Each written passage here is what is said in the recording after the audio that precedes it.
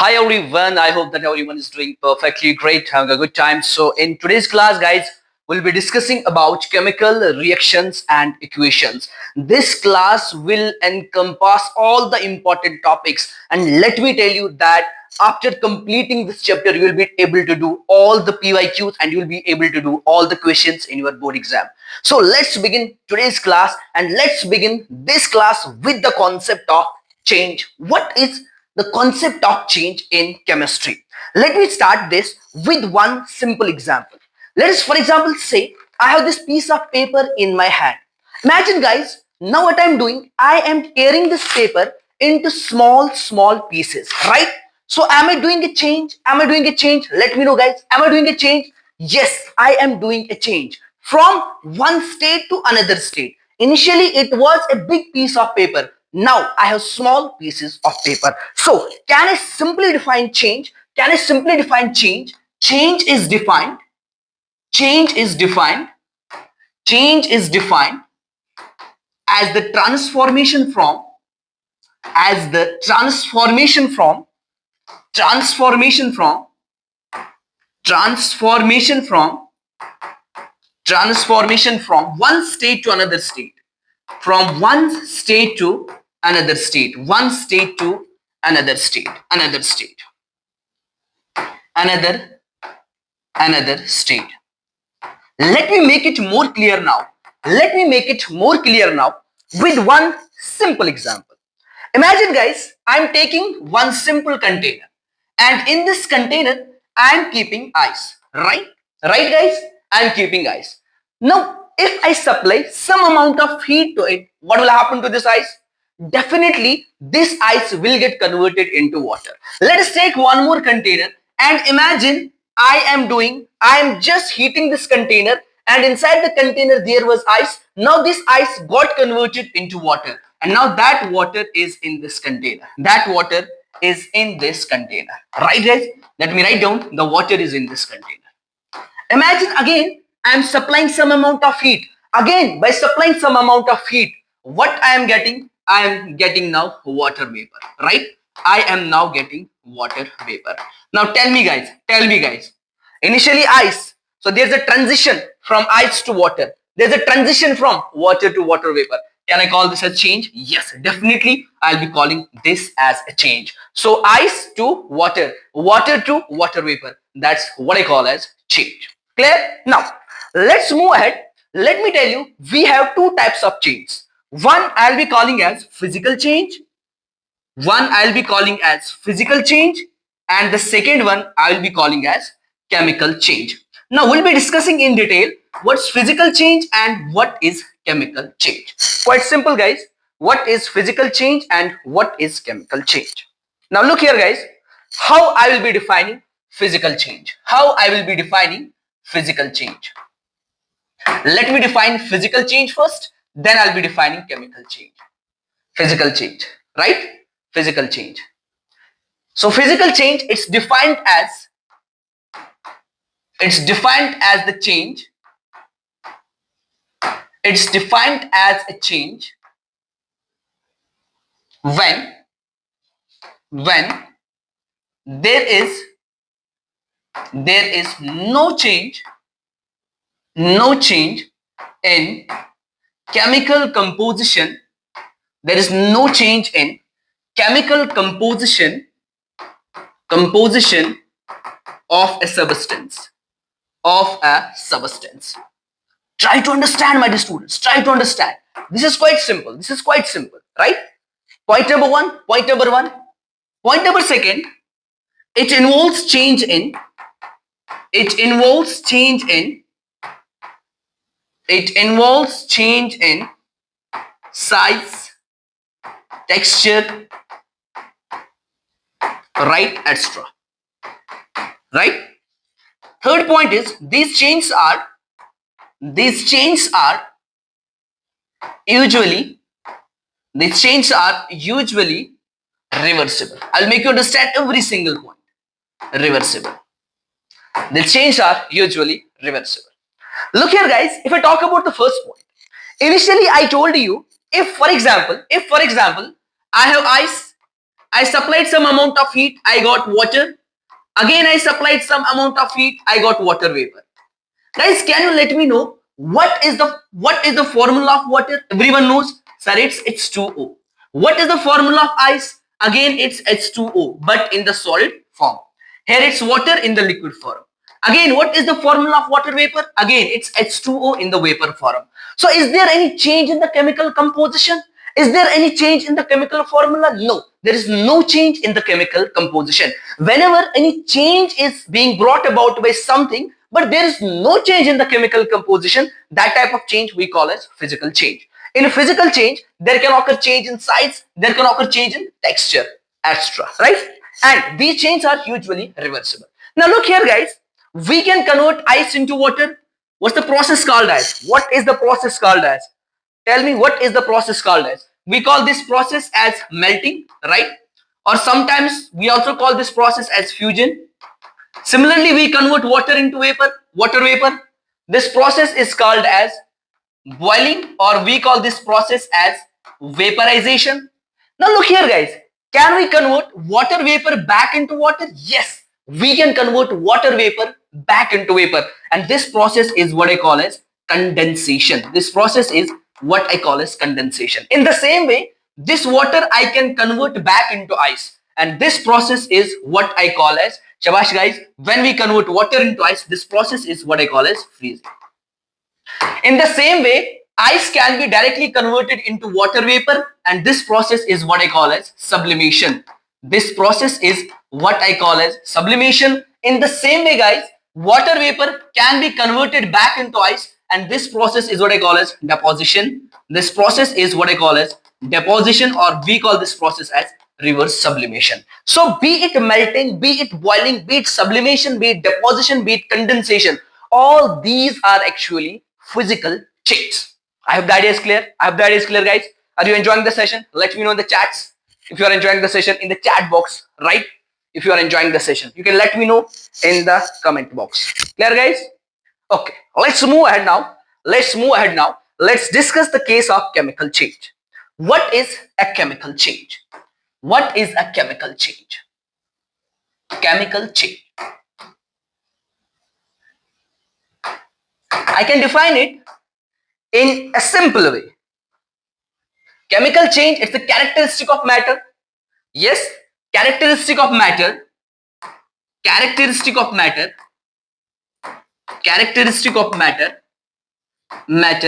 that can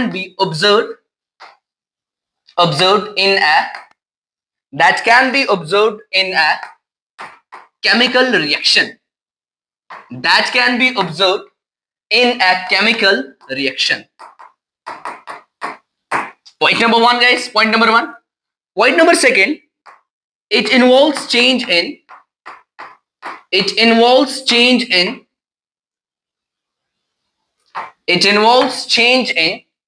chemical composition. It involves change in chemical composition. Right? This is one more point. And these changes are usually irreversible. These changes are usually irreversible. In the previous case, I told you these changes are usually reversible. But here, the changes are usually irreversible.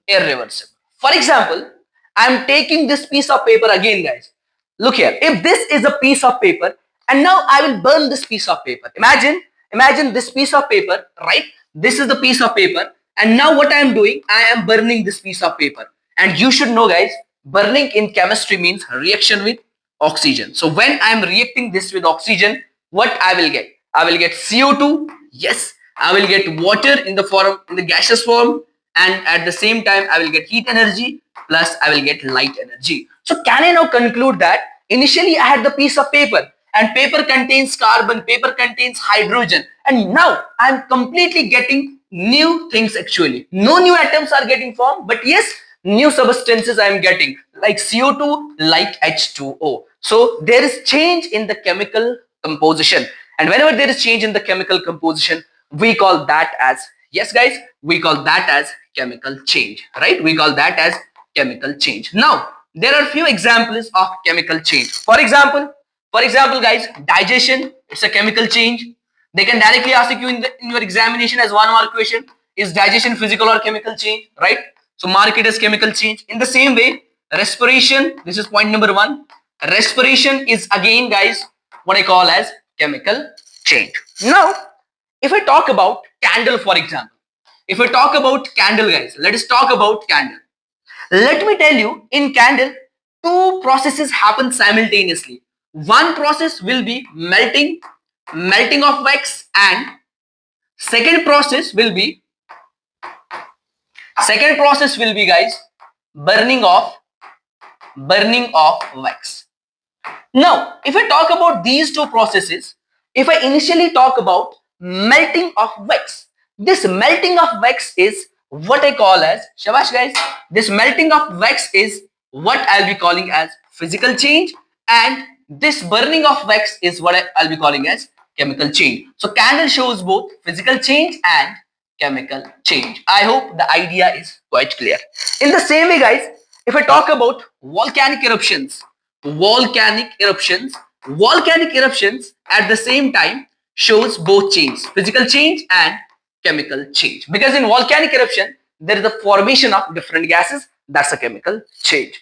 I hope these all things are clear. Yes, these all things are clear, and these changes are usually irreversible, right? Mostly these changes are irreversible. Clear? Done. Let's move ahead now, guys, and let us switch on to the few examples. Look here, there are few examples, and you have to answer the question. Guys will be answering the questions, right? And nail rusting, is this physical or chemical change? We know that nail rusting itself is a chemical reaction. It's itself a chemical reaction. In nail rusting, what's happening? Iron, it reacts with oxygen present in the atmosphere. It reacts with water present in the atmosphere. It leads to the formation of Fe2O3, X times water. And this Fe2O3 is what I call as rust, right?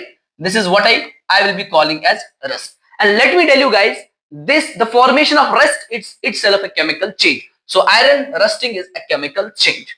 What about when a mirror is broken? When you broke a mirror, you are not getting a new substance, but there will be change in size. Now there will be small pieces of iron. So again, guys, I'll be calling this as a physical change. Cutting the hair, once you cut the hair, do you get something new? Right? No, we don't get something new. Again, we get the hair. So again, this is the physical change. Cooking of food. Guys, when you cook food, there will be the formation of gases, new substances. So I'll be calling this as a chemical change. Similarly, acid-base reaction. Let me tell you, reactions are chemical change, right? And if I talk about this acid-base reaction, this is also called as neutralization reaction. This is also called as neutralization reaction. Whenever acid reacts with base, it leads to the formation of salt, right? It's a neutralization reaction. And neutralization reaction, let me tell you guys, neutralization reaction, it is a chemical change, right? Rotting of fruit, guys.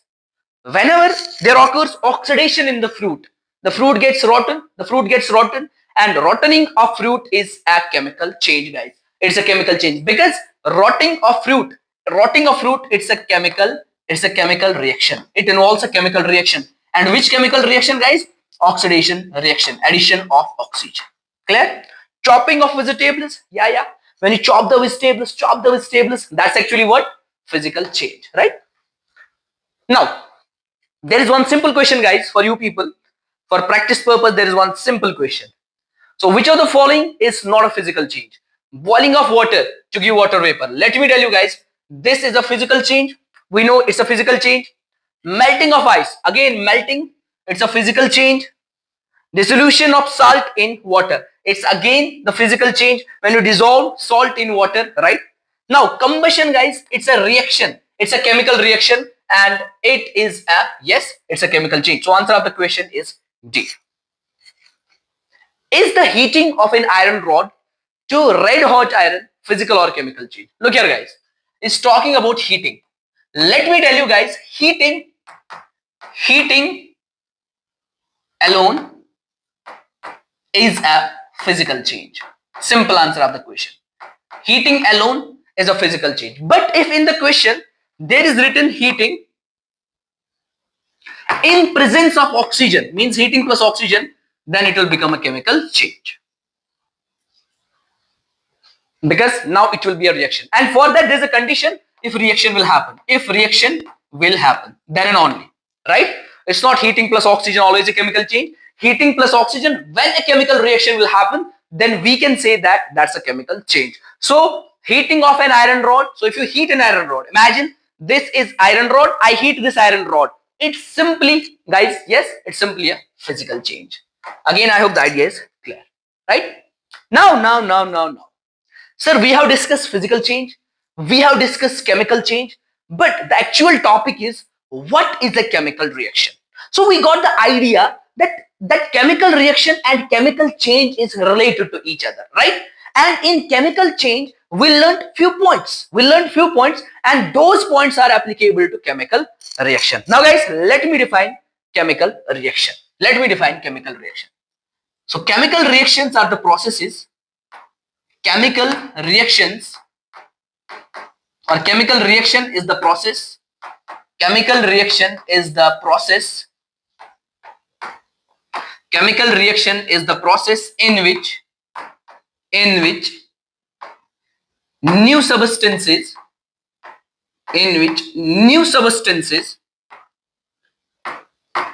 with new properties are formed. In which new substances with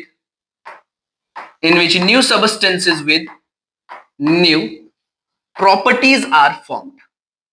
New properties are formed. Right? Chemical reaction is the process in which new substances with new properties are formed. Or you can change it as chemical reactions are the processes, right? Are the processes in which new substances with new properties are formed. Point number one. Point number second, in a chemical reaction,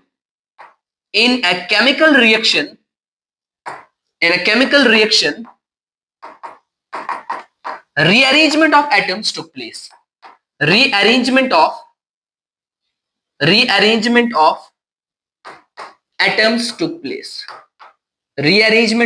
atoms took place. So one more point. Rearrangement of atoms took place. Right? Third point, guys, I'll write down here. Third point. Chemical reaction. RXN means reaction. Chemical reaction follows law of conservation of mass. Or you pronounce it as mass, right? It's also called as law of conservation of mass energy. I hope the idea is clear. So chemical reactions follows law of conservation of mass, and in a chemical reaction, rearrangement of atoms took place. Now I'll make you all the things clear one by one. Look here, guys. For example, imagine there is something A and there is something B, or that way I'll make you understand. Imagine there is a compound. The compound is AB, and there is a compound. The compound is CD. Right? These are two compounds, AB and CD. And reacting AB with CD, guys, what I will get? I will get AD plus CB. I will get these two products, right? I will get these two. Now look here, this is what I call as chemical reaction. Now in this chemical reaction, if I talk about, I have, for example, atom A, I have atom B, I have atom C, I have atom D. Now look on the product hand side or product side. If I look at the product side, guys, again what I have atom A, atom B, atom C, atom D. But what actually happened here is rearrangement of atoms. So in a chemical reaction, there occurs rearrangement of atoms. Clear, guys? So no new atom is getting formed. At the same time, a chemical reaction, it satisfies the law of conservation of mass. What does it mean? For example, if I have one atom of A, from this side I should have one atom of A. If I have one atom of B, from this side I should have one atom of B. If from this side I have one atom of A, from this side I should have one atom of C. In the same way, it's true for D. Right? Right, guys? I hope the idea is clear. So there occurs rearrangement of atoms. And at the same time, it at the same time it follows the law of conservation of mass energy. Now look here guys, if I talk about this general equation, can I call this as left hand side? Yes. Can I call this as right hand side? Let me tell you guys, this left hand side is what I call as a reactant, right? Or reacting species, or a reacting species, and this left hand side is what I'll be calling as product,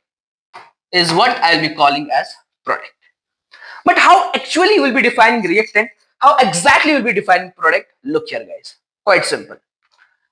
If I have to define a reactant, how actually I'll be defining reactant? So I'll write down the substances that take part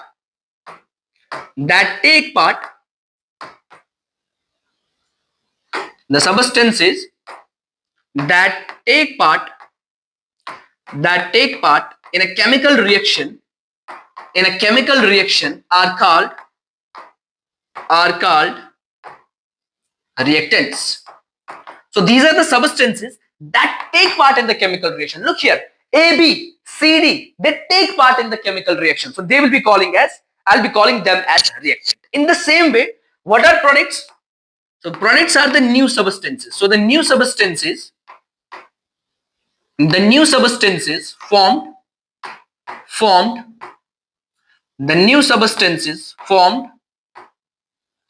as a result of what's happening here, as a result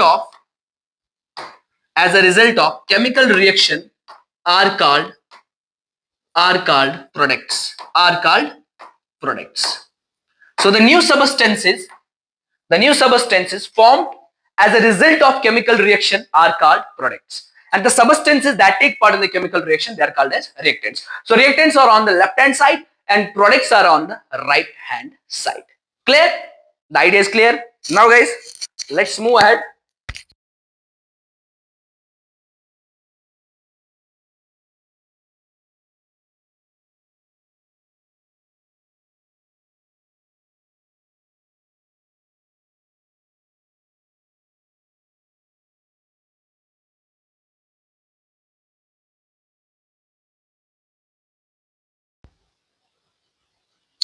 Okay.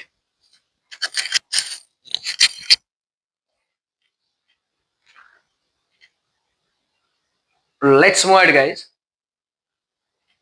Now, examples of chemical reaction. For example, burning of magnesium ribbon. Imagine guys, this is a magnesium ribbon in my hand and I will burn this magnesium ribbon. What will happen? For that guys, let me tell you, if I am taking a magnesium ribbon, right? So Mg means magnesium. What I am doing? I am doing burning of magnesium ribbon. Burning means reaction with oxygen. So magnesium reacts with oxygen. What will I get guys? I will get MgO, magnesium oxide, plus heat energy plus light energy. Let me tell you, this light energy will be dazzling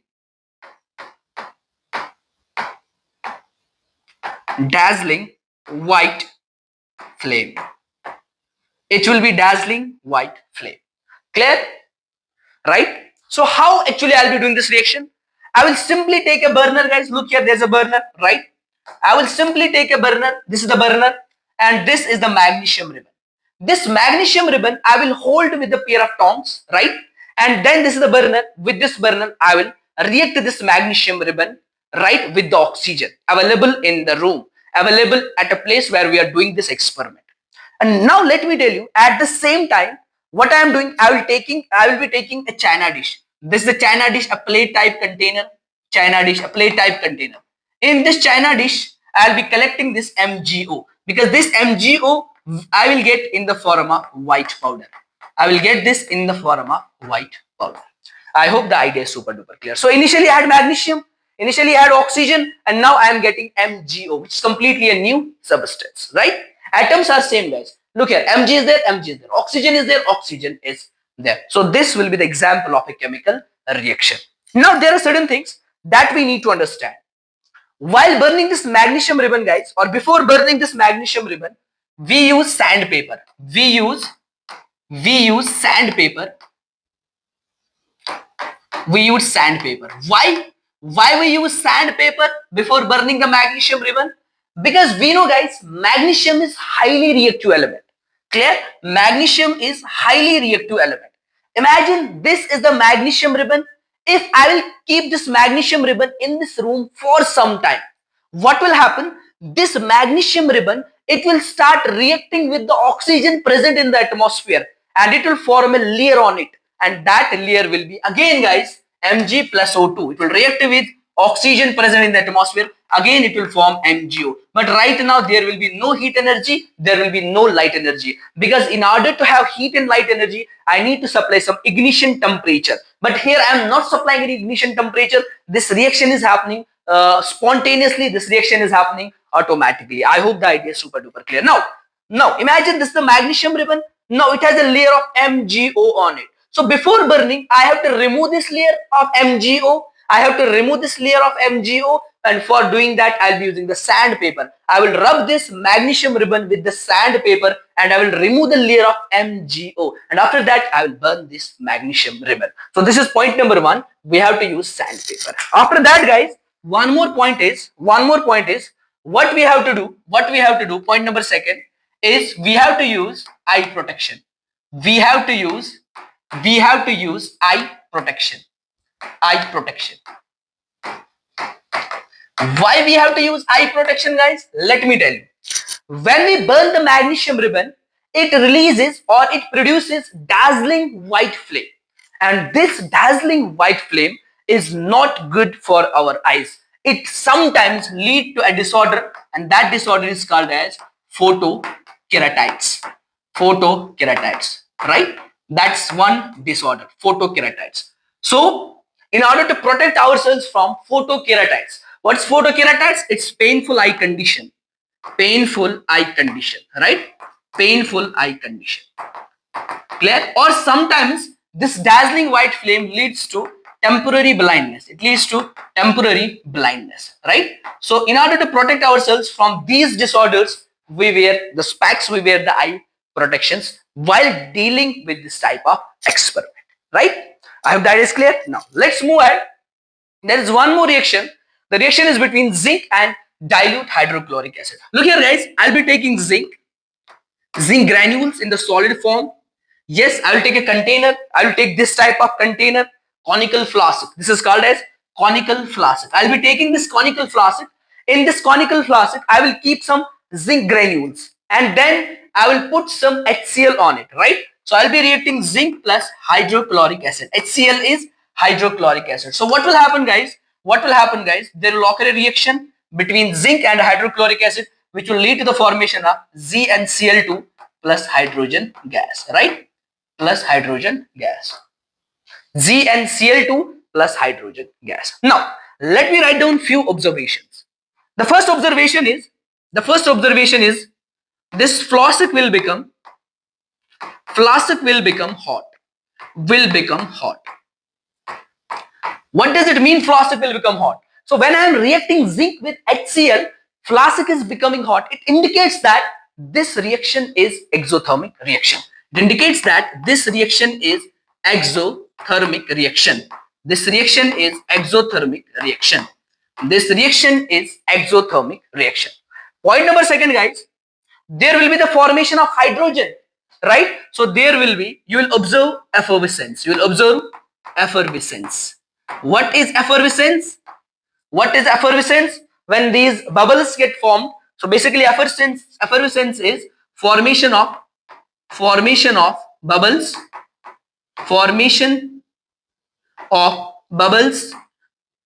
along with fizzing and foaming. So there will be some sound as well. Fizzing and foaming. That's called as effervescence. So basically when you are carrying this reaction, there will be effervescence, right? Flask will become hot, and at the same time there will be effervescence, and this effervescence. From this we can conclude that there is a formation of H2 gas, hydrogen gas. I hope the idea is clear, guys. One more example is, for example, reaction between zinc and dilute sulfuric acid. Reaction between zinc and, there is something on the board due to which, okay, reaction between zinc and dilute, yes, sulfuric acid. So H2SO4. Now this leads to the formation of ZnSO4 plus H2, right? Zinc sulfate plus hydrogen. Again, let me tell you, this process will become hot.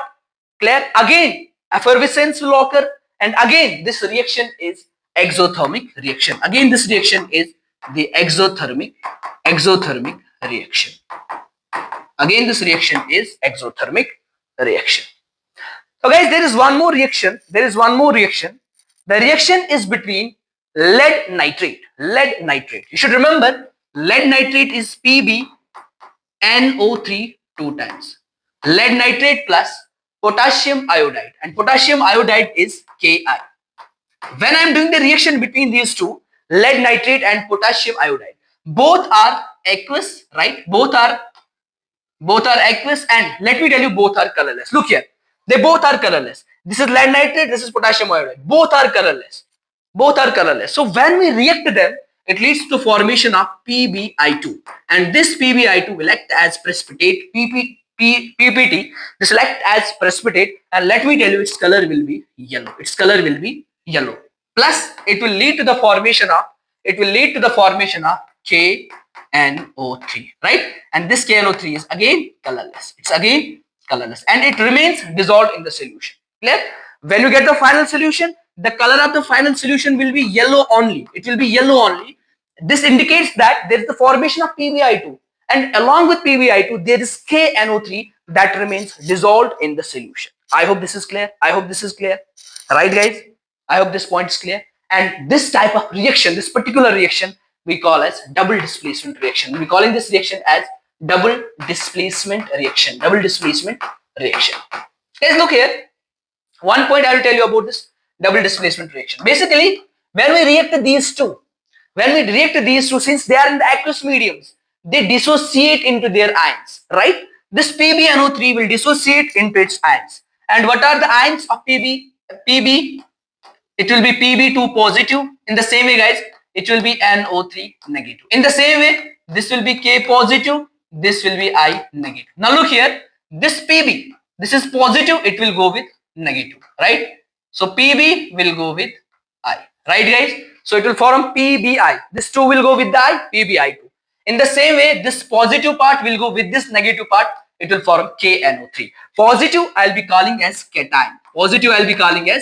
Guys, and negative I'll be calling as anion. I hope this idea is clear. So cation will go with the anion, and this type of reaction is called as double displacement reaction. This is one more example. Now let's look here, guys. There is one small topic, and that is characteristics of chemical reaction. What are the different characteristics of chemical reaction? But before that, we should know, what do you mean by the characteristic of a chemical reaction?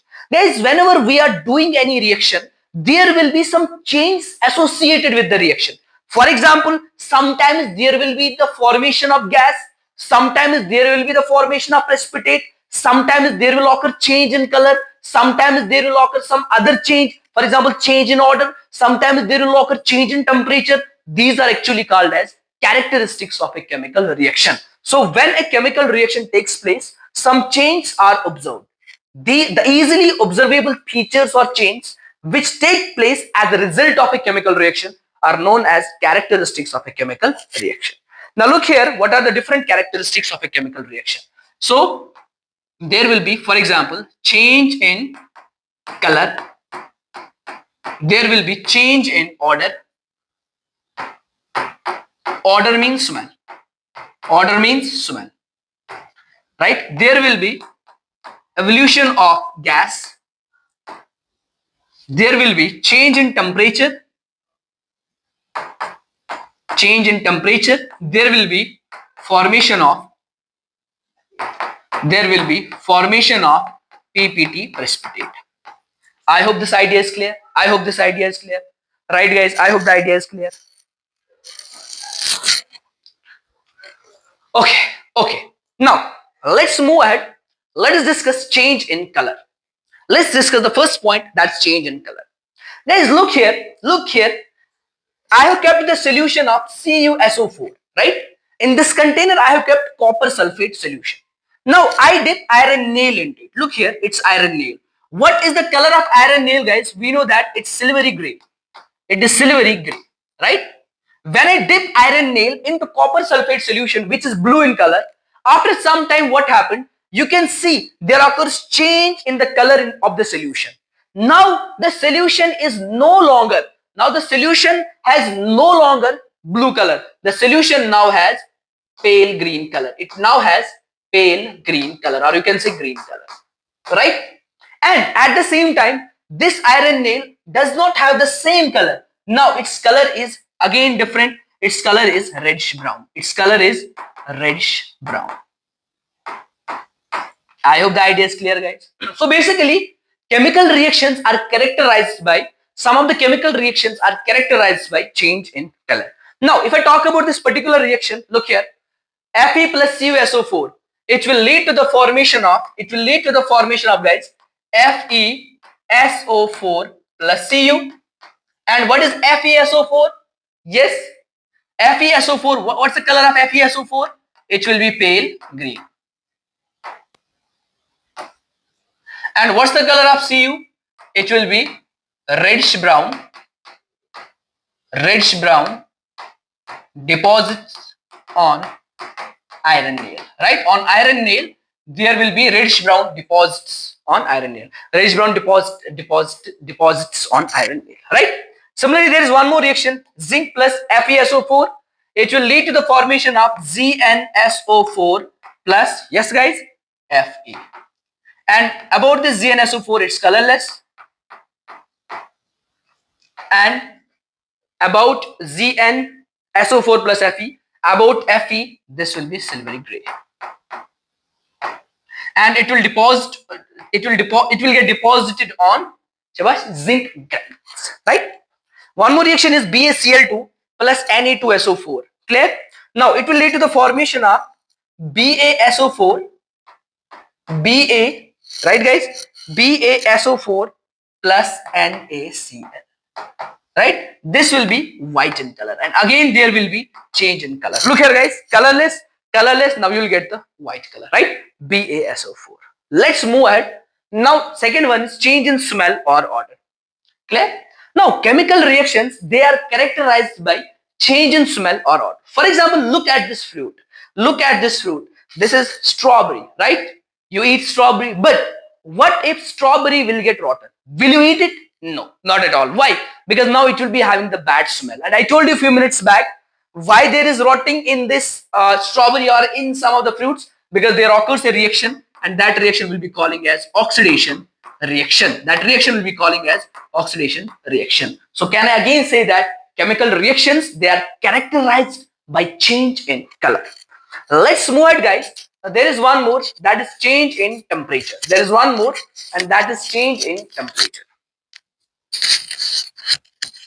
That's change in temperature. Now look here, guys. For example, imagine I have NaOH, which is a base. I react this NaOH with H2SO4. What I will get, guys? I will react this with H2SO4. I will get Na2SO4 sodium sulfate. I will get Na2SO4 plus H2O. Clear? This is one simple reaction. If I am doing this reaction in the container, guys, look here, I am doing this reaction in the container. After some time, what will happen? Or I am doing this reaction in the test tube. After some time, I will feel that this test tube is becoming hot. This indicates that while I am doing this reaction releases heat, which I am representing by delta. So this reaction is releasing heat. When any of the reaction is releasing heat, such type of reactions will be calling as exothermic reaction. They are calling as exothermic reaction. So this type of reaction is exothermic reaction. And some of the reactions can be endothermic reactions. So reactions can be exothermic or reactions can be endothermic. Now guys, there are few reactions written and we have to just classify them as endothermic and exothermic. Look here. If I talk about burning of natural gas, for example, guys, if I talk about a methane gas, CH4 is a methane gas. I will burn it in presence of oxygen. It will lead to the formation of CO2. It will lead to the formation of H2O. It will lead to the formation of light energy and heat energy. Now look here, heat energy is getting evolved. So can I call this as exothermic reaction? Yes, this will be exothermic reaction. In the same way, guys, respiration. Respiration. For example, C6H12O6 breakdown of glucose in presence of oxygen will lead to the formation of 6 times CO2 plus 6 times water, and there will be the release of energy in the form of ATP, adenosine triphosphate. Now look here, guys, again there is evolution of energy. I must say again, this type of reaction is I'll be calling as exothermic reaction. Similarly, burning of hydrogen gas, again this will be exothermic reaction, guys. Similarly, decomposition of vegetable matter into compost, this is again exothermic reaction. If I talk about rusting of iron, guys, few minutes back we did this equation, Fe plus O2 plus H2O, it will lead to the formation of Fe2O3 X times water, and there will be again the evolution of heat. But let me tell you, you will not notice this heat. If you touch any iron object that's undergoing rusting, you will not observe that heat. The reason lies in the fact that rusting is a very slow process and very small amount of heat is getting released, right? So again, this is exothermic. Guys, if I talk about photosynthesis, everyone knows that the equation for photosynthesis is 6 times CO2 plus 6 times H2O in presence of sunlight and chlorophyll. It leads to the formation of C6H12O6, right? It leads to the formation of C6H12O6 plus 6 times oxygen. Now look here, while doing this equation, while doing this reaction, we need sunlight, guys. Yes, we need sunlight. We need sunlight. And when I say we need sunlight, so this reaction will be endothermic reaction. This will be endothermic reaction. This is the endothermic reaction that we are having, right? After that, one more reaction is a reaction between barium hydroxide and ammonium chloride. Barium hydroxide and ammonium chloride, right, guys? Barium hydroxide and ammonium chloride, NH4Cl. Now let me tell you, this reaction leads to the formation of barium chloride, BaCl2 plus NH4OH, and this NH4OH will again get broken down into NH3 plus H2O. So the final products of this reaction will be, guys, BaCl2 plus NH3 plus H2O, right? And let me tell you, this reaction is highly endothermic reaction. Imagine, guys, I am taking one container, right? Inside the container, I am keeping barium hydroxide, yes, plus I am keeping ammonium chloride.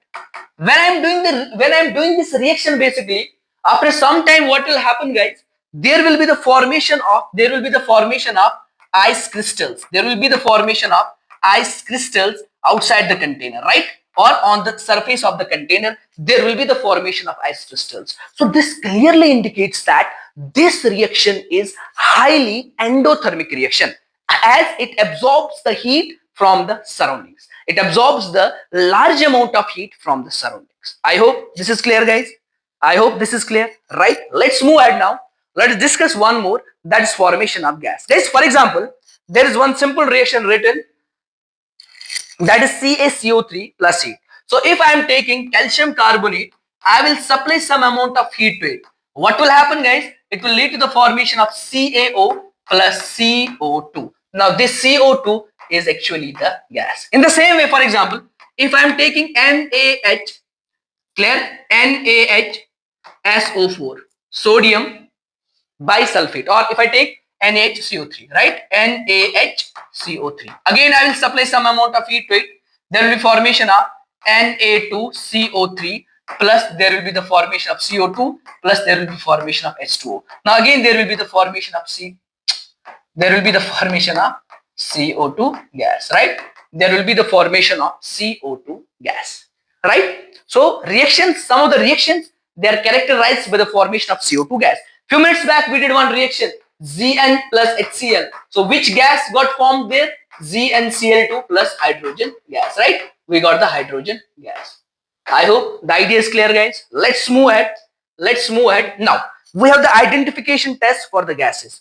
We have the identification test for the gases. Guys, what if hydrogen gas is getting evolved? Imagine we are doing the reaction, and in the reaction hydrogen gas is getting evolved. In the next chapter we'll be doing the tests for these gases in detail. But right now remember, if hydrogen gas is getting evolved, it gets evolved along with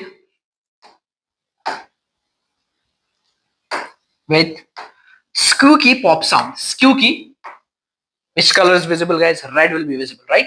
Squeaky pop sound. Squeaky pop sound, or you simply call it as pop sound. Pop sound, right? Second one will be SO2. In SO2 there will be pungent smell. If SO2 gas is getting evolved, there will be pungent smell. There will be pungent smell, guys, right? There will be pungent smell. There will be pungent smell. In the same way, if H2S gas is getting evolved, hydrogen sulfide, if this gas is getting evolved, there will be rotten egg like smell. Rotten egg like smell. Again, guys, if there will be the formation of NO2 gas, then there will be brown fumes.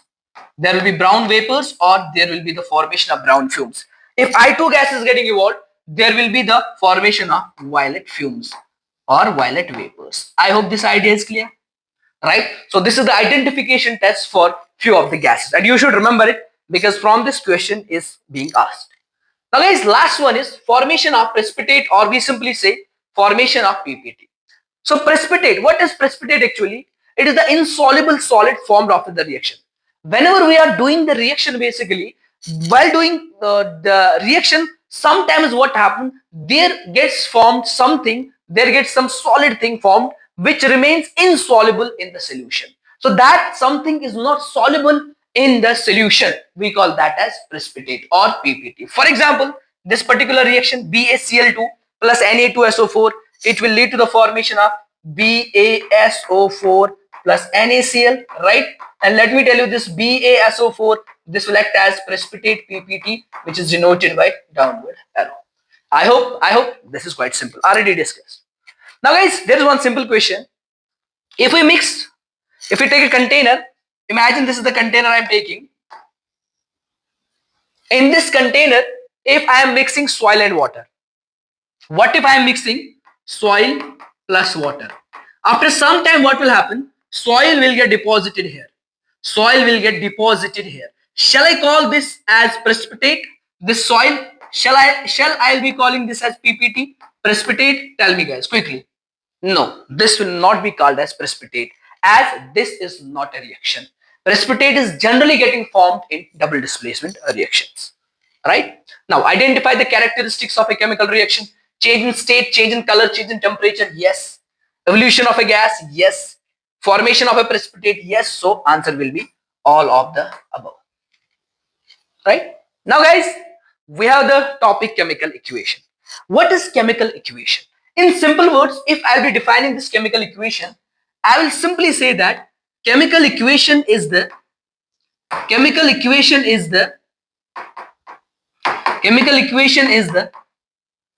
shorthand method of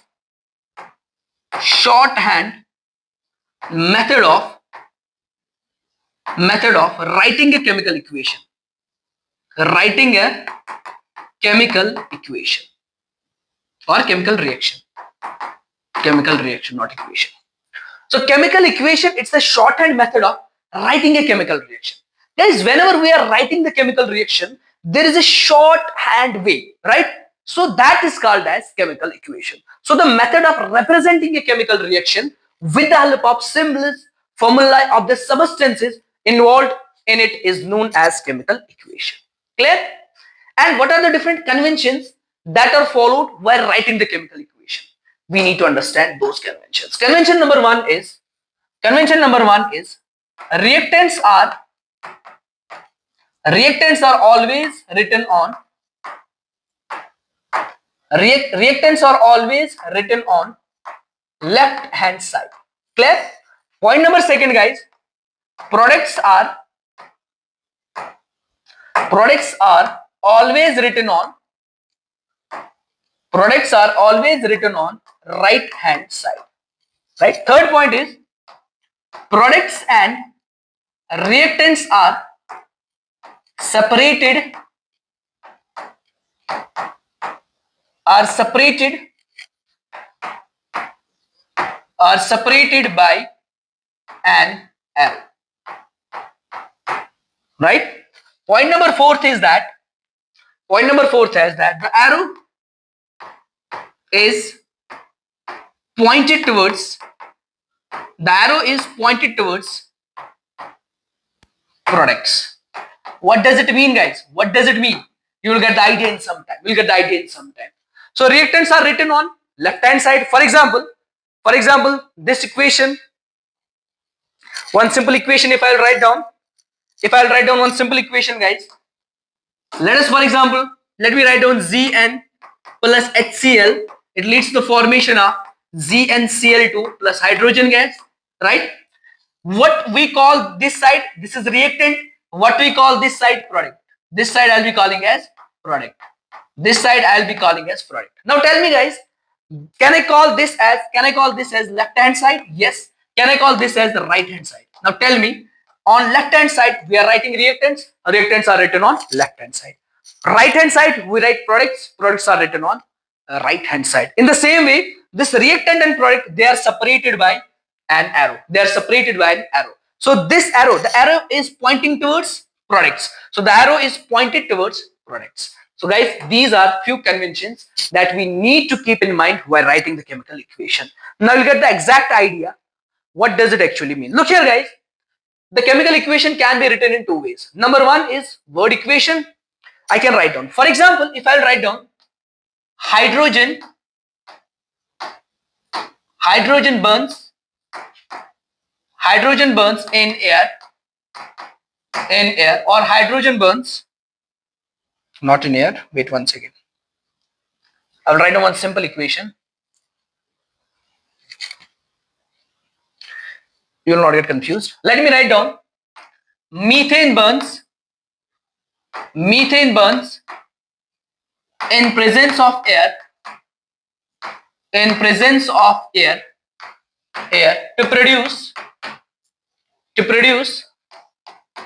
to produce carbon dioxide and water along with heat and light energy.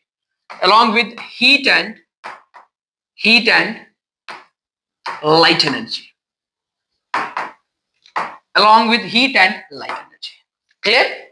Now this is a chemical reaction basically, right? This is a chemical reaction basically, guys. Methane burns in presence of air to produce carbon dioxide, water along with heat and light energy. But it takes time to write down all the things. Now what I'll be doing, I will just represent this whole thing by means of symbols, by means of formulas, which I call as chemical equation. So I'll represent this data with the help of chemical equation. Now this is called as word equation. I will write it in terms of symbol equation or chemical equation. So how exactly I'll be writing this? So methane, the formula of methane is CH4, reacts with oxygen, it leads to formation of CO2 plus H2O. Now this is the chemical equation, right? This is the shorthand method of representing a chemical reaction. Let's move ahead, guys. Let's now discuss one important point. Guys, few minutes back, we did one equation. The equation is Mg plus O2. It leads to the formation of MgO. If I will ask you one simple question, is this equation balanced? You will say no. Sir, this is not balanced. Why? Sir, because from this side, if I talk about reactant side, see guys, reactants atoms from this side should be equal to atoms from this side, products. So left hand side should be equal to right hand side. How many atoms of magnesium are there? Can I say magnesium atom is 1 from this side? How many atoms of oxygen are from this side? Can I say atoms are 2, right? In the same way, how many atoms of magnesium are there? I can say magnesium is 1. From this side, how many atoms of magnesium are there? There is only 1. So is this balanced? No. Oxygen atoms are not same. This is one way. At the same time, guys, if for example, I'll write down this equation, Mg plus O2 gives MgO. As per the law of conservation of energy, the masses should be equal on both the sides. So left hand side mass should be equal to right hand side mass. Let's try to find out, are the masses equal? Let's try to find out. Guys, what is the atomic mass of magnesium? We should know atomic mass of magnesium is 24. What is the molecular mass of O2? We should know that the molecular mass of O2 is 32 AMU. So is the mass equal? 456, 345, 56 AMU. Now let's try to find out what's the mass from this side. Magnesium is 24. Now atomic mass of oxygen, it is 16. So it will be 6, 4, 10, 2, 3, 4, 40 AMU. Is the mass equal? No. The mass is not equal. So is the equation balanced? No. The equation is not balanced. As number of atoms is not same, at the same time their masses is not same. I told you chemical reactions follow law of conservation of mass energy. Now look here guys, how I'll be balancing this equation.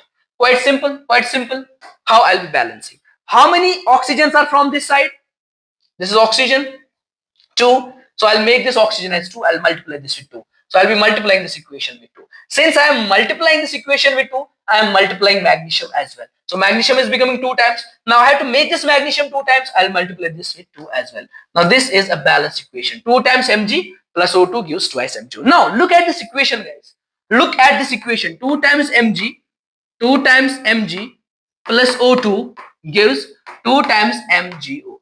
Let's try to calculate again the atomic and molecular masses. Look here guys, if I talk about Mg, few minutes back I told you what is the atomic mass of magnesium, 24. Now I have 2 times magnesium, so 2 into 24. 2 into 24 is 4 to 8, 48. So this will be 48 plus oxygen will be 32. So 8, 9, 10, 4, 5, 6, 7, 8. So it will be 80 AMU. Now let's try to find out from this side. Initially for MgO, what I got? 40. Now it's 2 times 40, so it will be 80 AMU. Now the masses will be equal at the same time. So chemical reactions should follow law of conservation of mass energy, right? So that's why in order to overcome this problem, what we do guys, we actually balance the chemical equations, right? We put the same number of atoms from this side and same number of atoms from this side. Clear? So what is the importance of balanced chemical equation? I should write down one simple statement. It follows the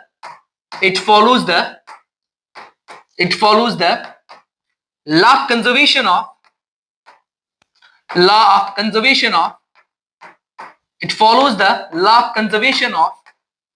mass energy. Law of conservation of mass energy. Right? So it follows the law of conservation of mass energy. Now, what are the steps involved in balancing a chemical equation, guys? It's very simple, theoretical. First of all, you will write down the word equation.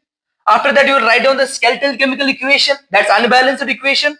Then after that, you will start balancing the chemical equation. Try to make the equation more informative. If possible, that I will show you after some time. How to make the equations more informative, right? Now, for balancing, we have one common method, that's hit and trial method. Sometimes, my dear students, you fail to do the questions by means of hit and trial method. At the same time, I will be teaching you algebraic method. This method, by doing this method, you will be able to do all the questions of this balancing, right? If you fail to do by hit and trial method, because sometimes you don't get the numbers in your mind, right? You don't get the exact figure in your mind. At the time you fail to balance the equation. At the time you can do it by algebraic method, which I'll be showing you in this class only, right? Now there are a few equations, guys, and I will start with these equations. Look here, how exactly I'll be starting with these equations. The first one is decomposition of ferric chloride, FeCl3. So the first equation is FeCl3. So decomposition of FeCl3 by means of heat. I will get FeCl2 plus Cl2. Guys, look here, is this equation balanced? Yes or no? From this side, how many Fe are there and how many Cl are there? From this side, 1 Fe is there. From this side, 3 Cl are there. And from this side, how many Fe are there? 1 Fe is there. And how many Cl are there? 2 plus 2 Cl are there. Now this is not balanced. So in order to balance this equation, we have to do one thing. And what exactly I'll be doing, guys? What exactly I'll be doing? If I will multiply this equation by 2. So 3 to 6, right? Now 6 chlorine will be there. So I have to multiply this with 2 as well, right? I have to multiply this with 2 as well. Why guys? Since I am multiplying this with 2. I am multiplying this with 2. 3 into 2 is 6. I am also multiplying this with 2. Right? At the same time, I am multiplying this with 2. Right? And at the same time, I am multiplying this with 2. Right?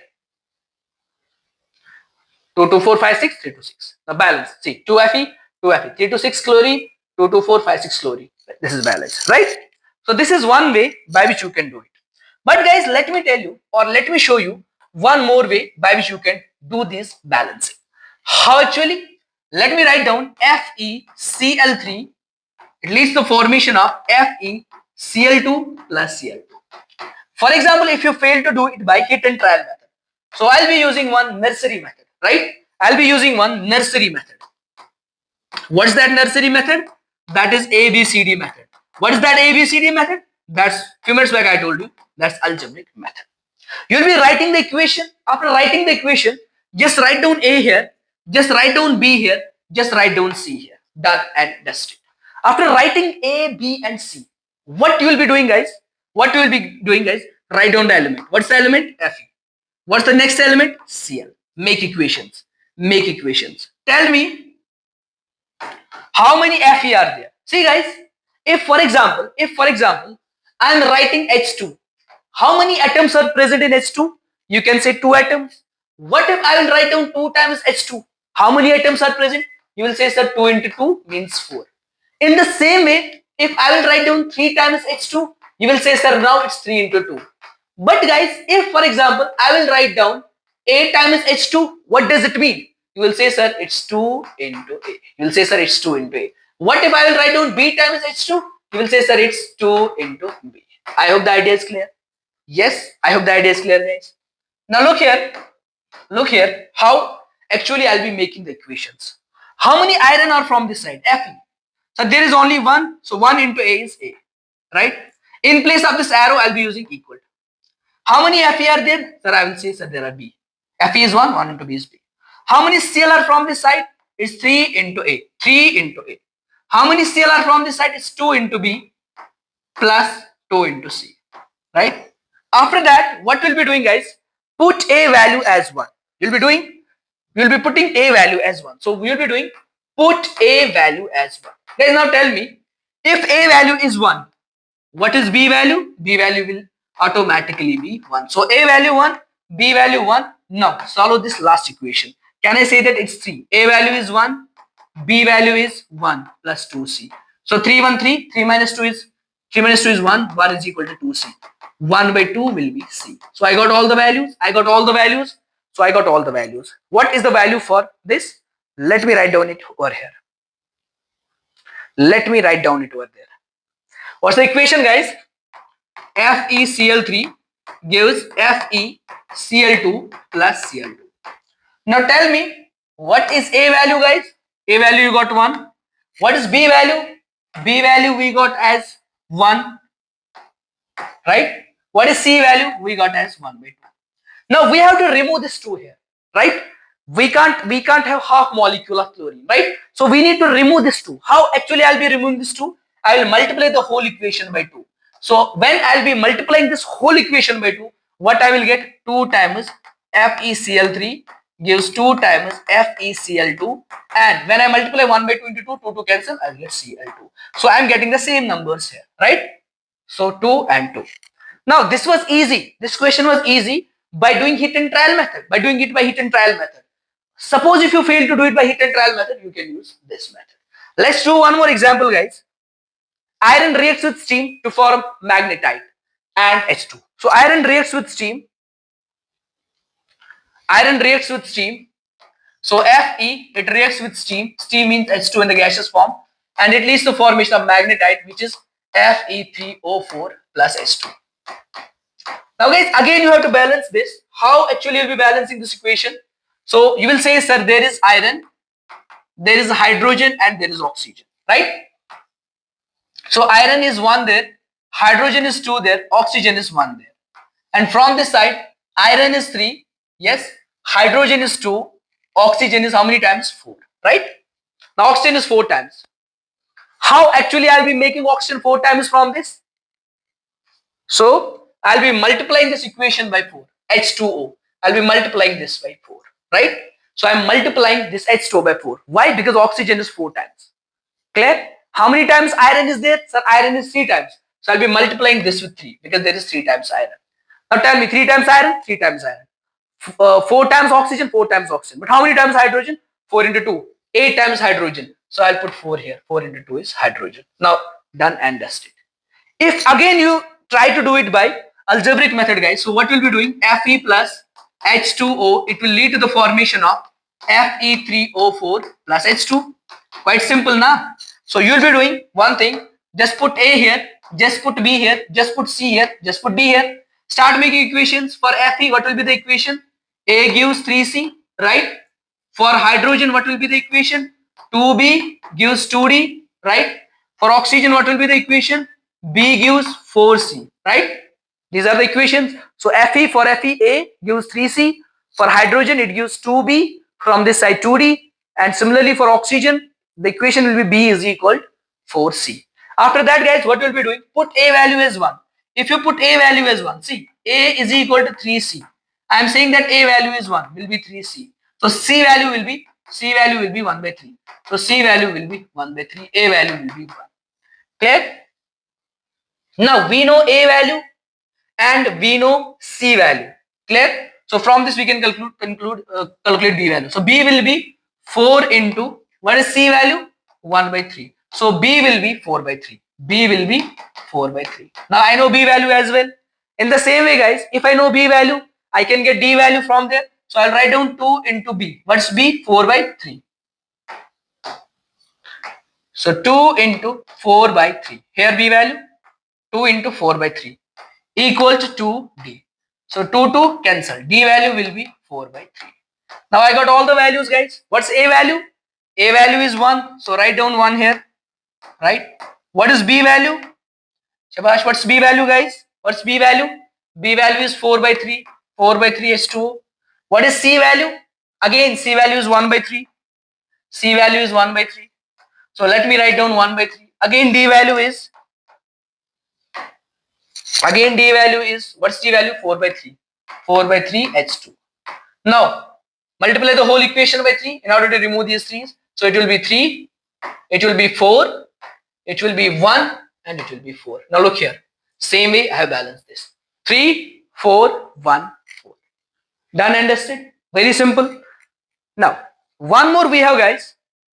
One more we have. PbNO3 twice plus Ki gives PbI2 plus KNO3. Now look here. How many I2 are there? So there are 2 I2, so put 2 here. Now see, 2K.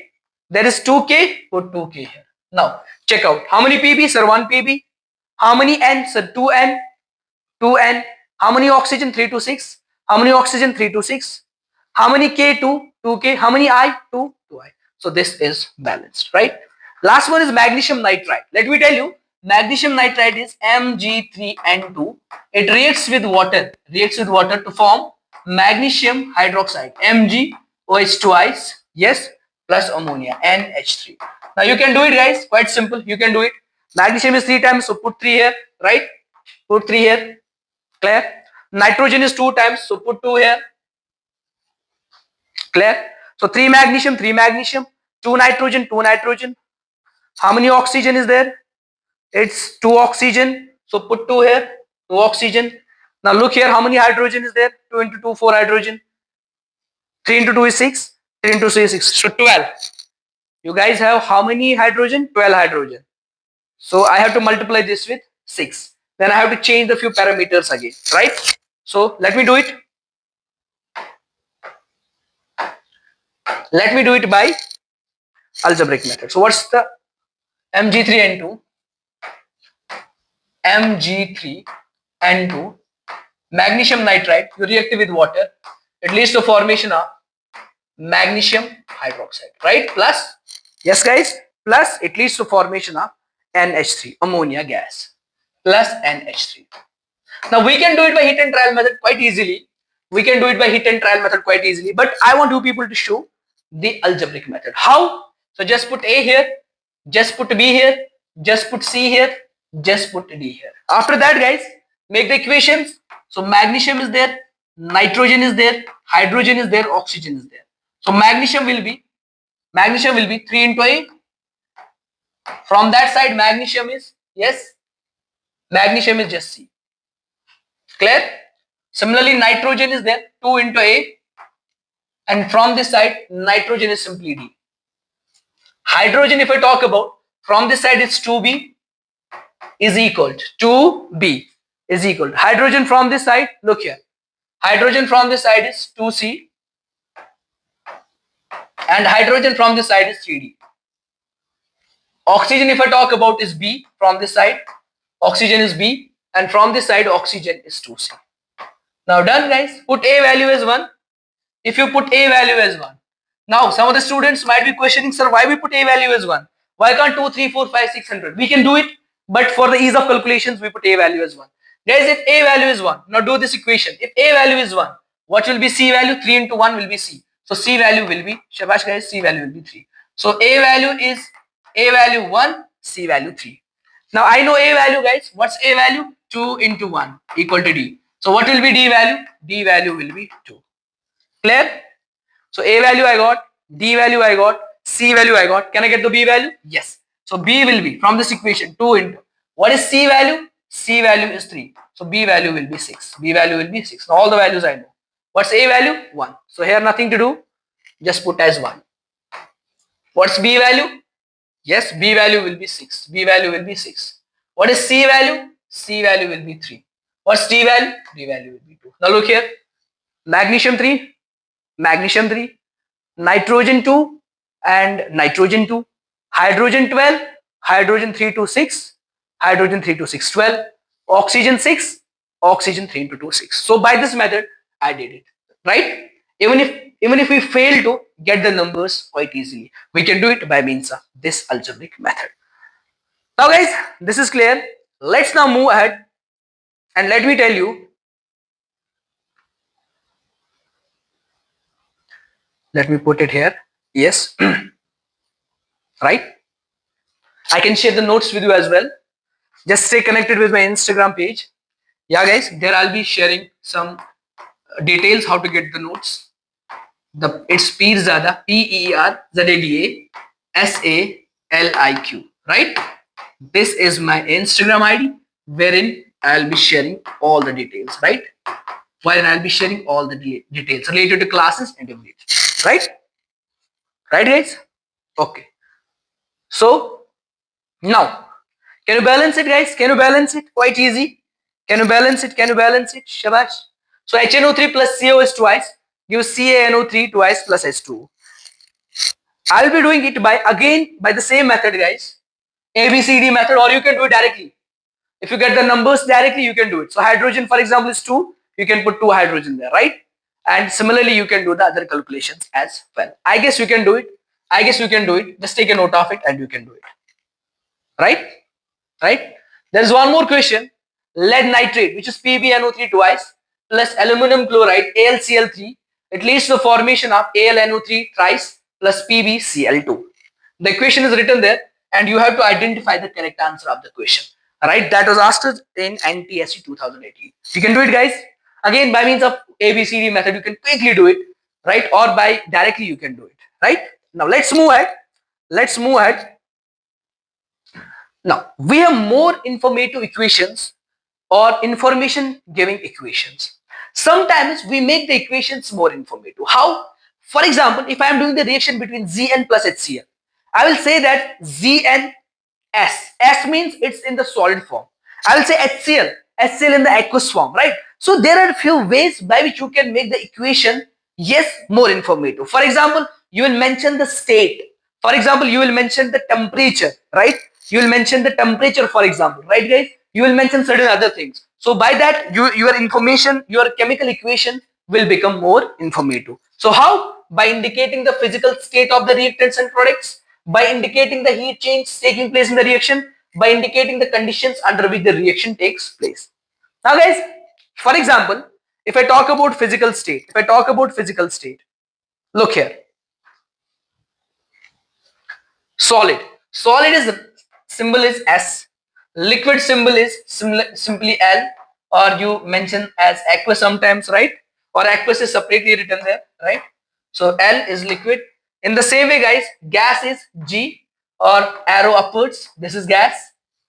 Aqueous solution is simply AQ. AQ is aqueous.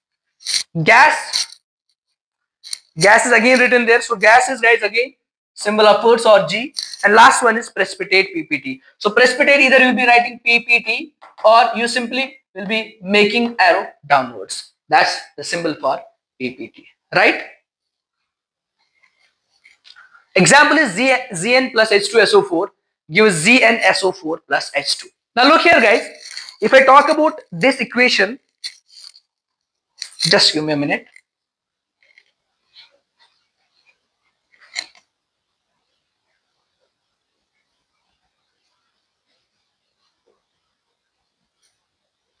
Okay, camera is working perfectly. Okay, if I talk about this equation, how actually I'll be making this equation more informative, you just have to mention the physical state of zinc. You just have to mention the physical state of H2SO4. So can I say that this zinc is in the solid form, H2SO4, it will be in the aqueous form, and I will get ZnSO4 plus H2 in the gaseous form. I hope the idea is clear. Yes. Now what will be the state of ZnSO4? Do mention that in the comment box. Right? Okay. Now guys, look here. We have some compounds. For example, barium sulfate. Right? Barium sulfate. What's barium sulfate? BaSO4 is barium sulfate. Right? Barium sulfite is BaSO3. Right? In the same way, lead iodide, you know, PbI2. Yes. Similarly, calcium carbonate, you know, silver chloride, you know, copper sulfide, you know. If I talk about their colors, it will be white, white, yellow, white, white, and black. Copper sulfide will be black. Remember, guys, this point as well, right? It will be, yes, black.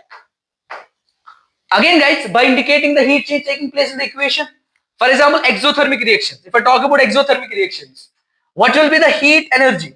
In exothermic reactions, heat energy is released, right? In endothermic reactions, heat energy is absorbed. Clear? So how you represent? For example, A plus B. This is exothermic, right? It will give C plus D, for example, or it will lead to the formation of AB, for example, right? AB plus heat energy. That way we can represent it. Endothermic reaction, for example, A plus B. It will be in presence of heat. It will be AB, right? This is the representation. Examples are there, guys. You can write down ample examples, right? For example, a few minutes back, I told you few of the reactions are exothermic reactions. For example, combustion of methane, right? Combustion of methane. In the same way, if I talk about endothermic reactions, few minutes back I told you photosynthesis, it's an endothermic reaction, right? Or barium hydroxide and ammonium chloride.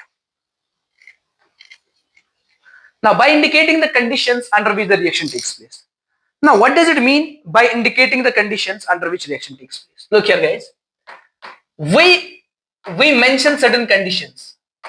By indicating some conditions, what are the conditions? For example, we mentioned the pressure. For example, we mentioned the temperature.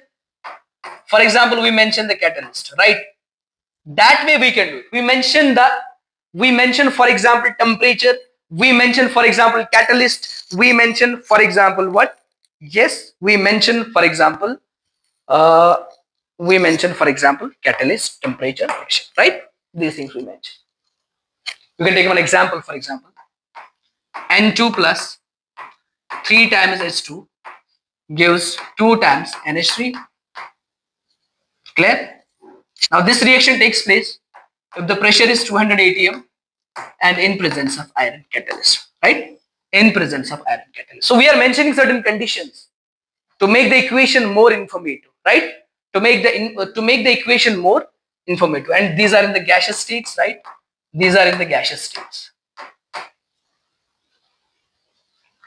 Clear, guys? Now let's move ahead. Now, what is a catalyst? What is a catalyst? For example, in the previous reaction, I told you the iron is catalyst. Now, what is catalyst? Let me tell you, a catalyst is a chemical compound. A catalyst is a not compound, chemical substance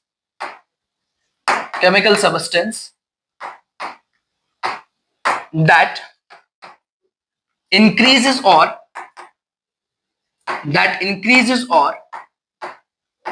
decreases the rate of reaction. Those catalysts, those increase the rate of reaction, they are called as positive catalyst, and those decrease the rate of reaction, they are called as negative catalyst. So we have two types of catalysts: positive catalyst and negative catalyst. Some of the catalysts, they increase the rate of reaction, and some of the catalysts, they decrease the rate of reaction. So it's simply a chemical substance that increases or decreases the rate of reaction, right? Itself, it will not get consumed in the reaction. Now guys, we have different types of chemical reactions. For example, we have combination reaction, we have decomposition reaction, we have displacement reaction, we have double displacement reaction, we have endothermic exothermic reaction, and last one we have redox reactions. Now all these types of reactions we will be discussing one by one, right? Let's begin with combination reaction. Guys, what's combination reaction? A chemical reaction in which two or more elements or compounds react to form a single compound is called a combination reaction. So combination reaction is that reaction. For example, guys, I have an element A. I will react to this element with element B. I will get a compound AB. That is a combination reaction. Or for example, I have a compound AB. I will react it with CD. I will get the compound as AD, for example, plus CB. Clear? Clear, guys? For example, right? It's again the combination reaction. In the same way, if I have the element A, I will react it with, for example, BC. It will lead to the formation of AB plus C, for example. Again, it is, oh sorry, one second. For example, I have compound A. I react it with compound B. It leads to formation of single compound. For example, ABCD, right? The compound will be ABCD. In the same way, if I react AB plus BC, it will lead to the formation of ABC, right? Now look here, this particular reaction, the first one, it's called as, since this is element, this is element, it's called as element-element combination reaction. Element-element combination reaction. The second one will be compound-compound combination reaction. And third one will be element-compound combination reaction. Don't get confused, guys. In case of combination reactions, we have three types. Element-element. When we combine element with element to get a compound, that's called as element-element combination reaction. In the same way, if for example, I have any element, I react that element with compound, that will be element-compound combination reaction. Again, I will get the compound, single compound. In the same way, guys, if I have the element, I will react it with compound, I will get the compound. So it will be element compound, and this one will be compound compound combination reaction. Now there are few examples as well. You will get the idea. There are a few examples as well. Yes. Look here, guys. Element-element combination reaction. It is that type of chemical reaction in which two elements combine to form a product. For example, Na is sodium. You react sodium with chlorine, you will get a single compound NaCl. So element-element combination reaction. Now look here, second one will be element-compound combination reaction. You have the element, right? You react this element with the compound SO2, right? You react this element with the compound. So we'll get SO3. So this will be, yes, this will be, what I call this? This will be element compound combination reaction. And last one, for example, CaO plus H2O, it leads to the formation of CaOH2 right? This will be compound combination reaction. Now guys, we have whitewash or lime wash. We know that we have calcium hydroxide, right? We have calcium hydroxide, right? We have calcium hydroxide. When we put this calcium hydroxide on a wall, it will react with CO2 after some time, and it will lead to the formation of CaCO3 plus H2O, calcium carbonate plus water. This water will eventually evaporate, and there will be CaCO3, right? And this CaCO3 will give it a white finish. It will give it a white finish. Means it will give a wall a white finish. And this is called as whitewash or lime wash. Let's switch on to one more question. Are all combination reactions exothermic? Generally, we have seen that if we talk about combination reactions, they are exothermic. But not all the combination reactions are exothermic. For example, if I talk about this reaction N2 plus O2, which leads to the formation of 2 times NO, basically this reaction is endothermic reaction. This reaction is endothermic reaction. And here we supply heat. Clear? Now guys, a substance X, which is an oxide of group 2 element, is used intensively in the cement industry. This element is present in bones also. On treatment with water, it forms a solution which turns red litmus blue.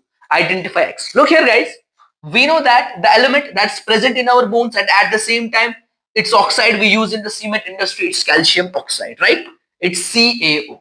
When we react this with H2O, it will lead to the formation of CaOH twice, calcium hydroxide. And we know that calcium hydroxide is actually basic in nature.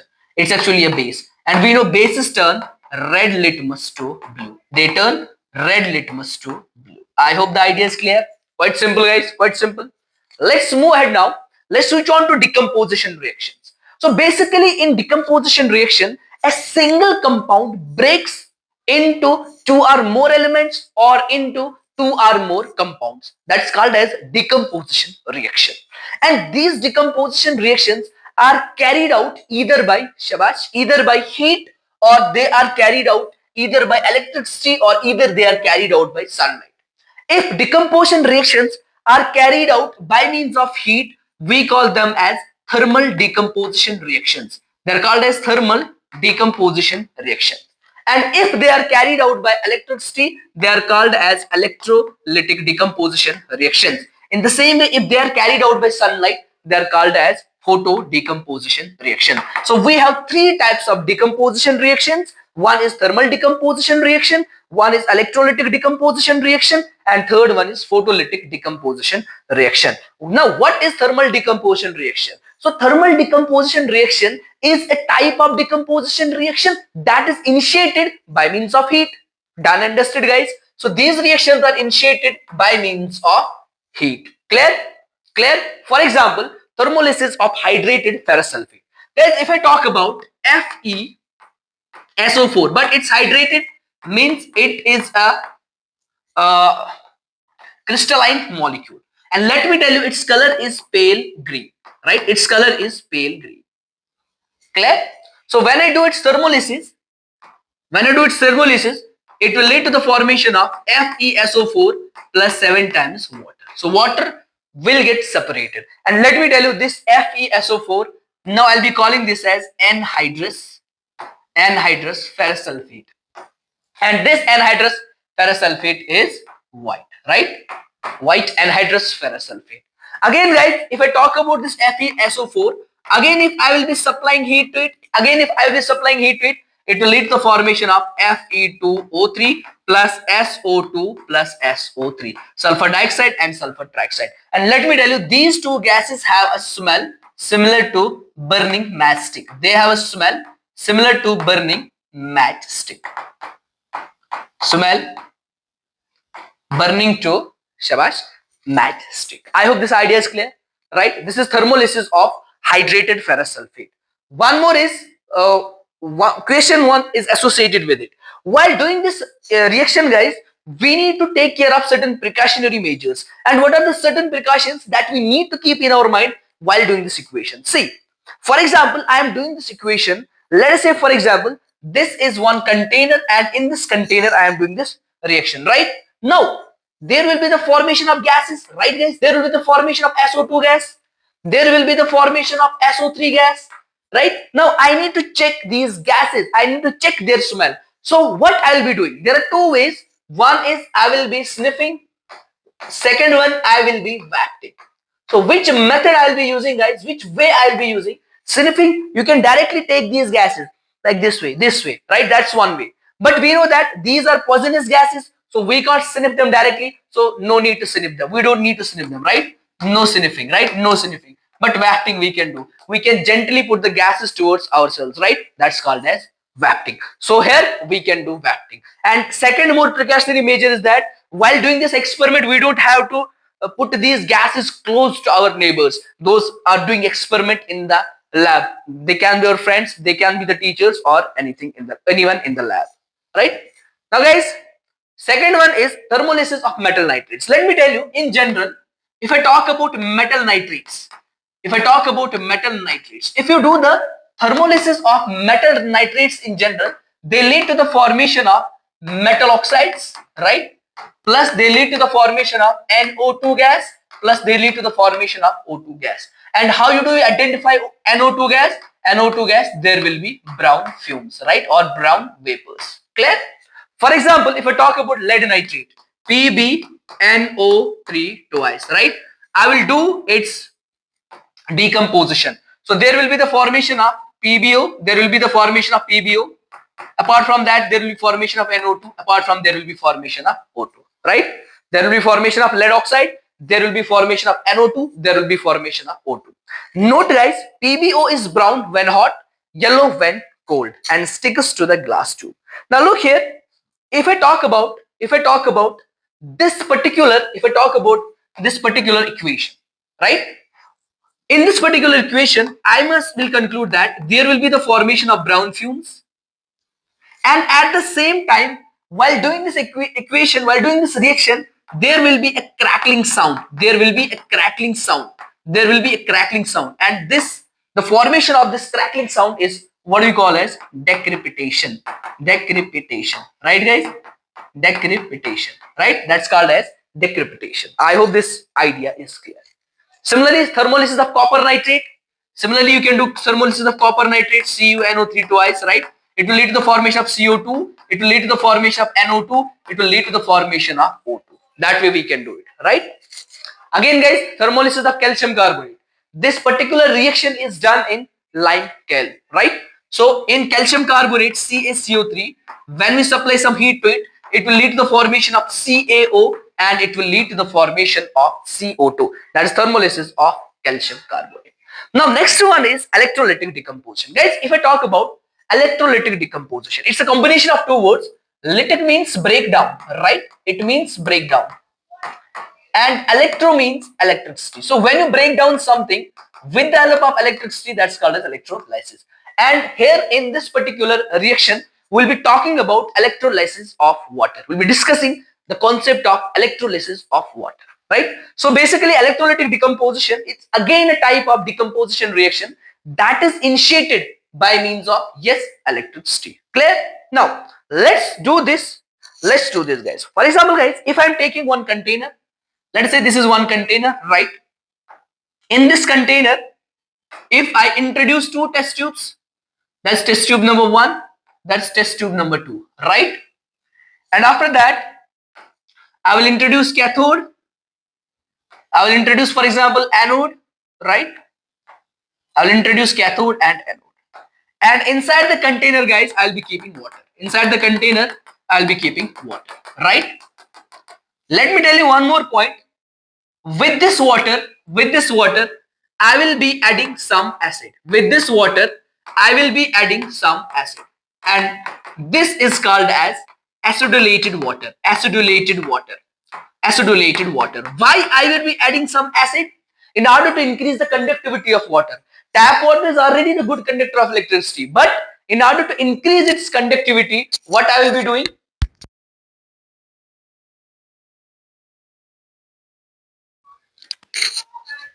In order to increase its conductivity, what I'll be doing, guys, I will be using acid in order to increase its conductivity.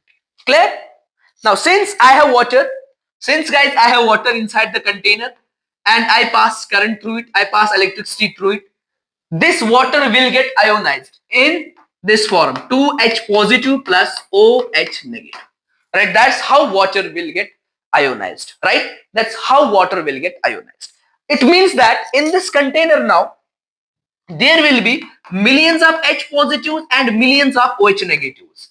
In this water, there will be millions of H positives and millions of OH negatives. Now tell me, this H positive, where this H positive will go?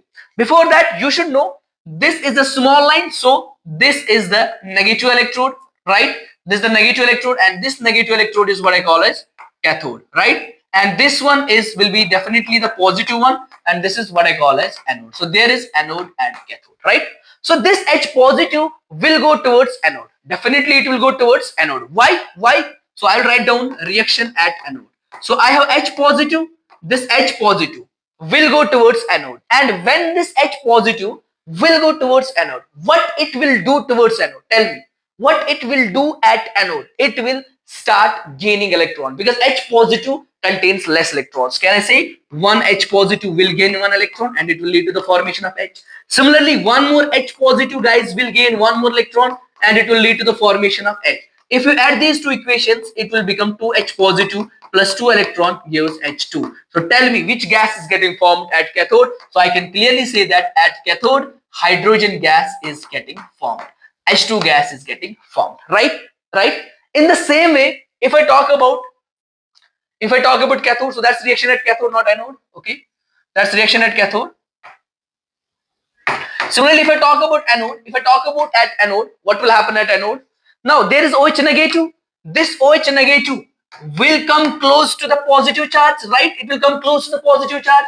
Since it contains more electrons, it will start donating the electrons. So this OH negative will start donating the electrons. One OH negative will donate one electron and it will lead to the formation of H. Similarly, one more OH negative, it will also donate one H and it will lead to the formation of H, and by donating one electron, right? And there will be formation of H2O as well. I will not mention that H2O. So now it will lead to the formation of H2. It will lead to the formation, sorry, it will O, it will be O. Sorry guys. So it will lose one electron and here it will be O, here it will be O, right? O. So there will be the formation of O2 gas, right? So at anode, which gas is getting formed? At anode, oxygen gas is getting formed. So this is one important conclusion. At cathode, which gas is getting formed? Hydrogen. And at anode, which gas is getting formed? Oxygen gas is getting formed. If you compare these two equations, reaction at cathode and reaction at anode, if you compare these two equations, right, you will get the final equation as H2O. H2O will give H2 plus O2, right guys? And if we balance it, it will be 2 times H2O gives 2H2 plus O2. Now look here, what does these numbers represent? If I talk about this 2 and this will be 1. So basically the volume ratio will be volume ratio of hydrogen is to oxygen, it will be 2:1. It will be 2:1. But sometimes they ask you in your exams, what will be the mass ratio? What will be mass ratio, right? So while calculating the mass ratio, guys, while calculating the mass ratio, what we'll be doing? We'll be calculating the masses. If I talk about this hydrogen, 2 into 2 is 4, so 4 times hydrogen. It will be 4 times 1, so it will be 4, right? Is 2. Similarly, oxygen, it's 32, so 4 is to 32. So 4, 1, 4, 8. So when it comes to mass ratio will be 1:8.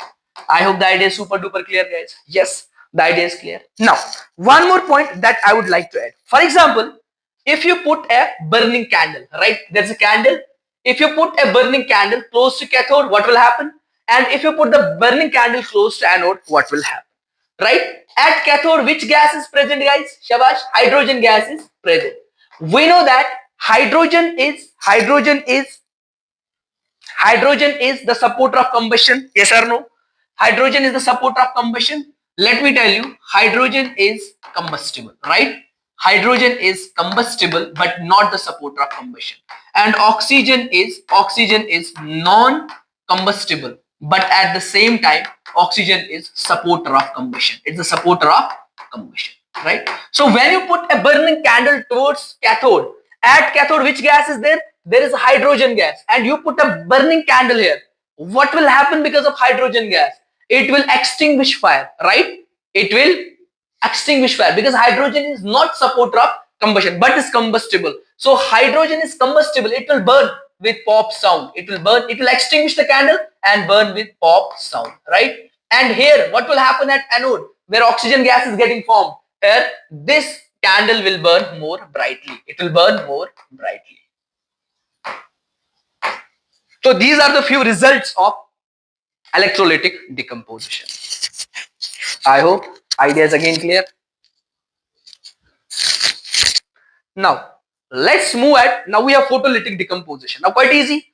Photolytic decomposition means when we carry out decomposition reaction by means of, yes, by means of which energy? Light energy. That's called as photolytic decomposition reaction. For example, photolysis of silver chloride.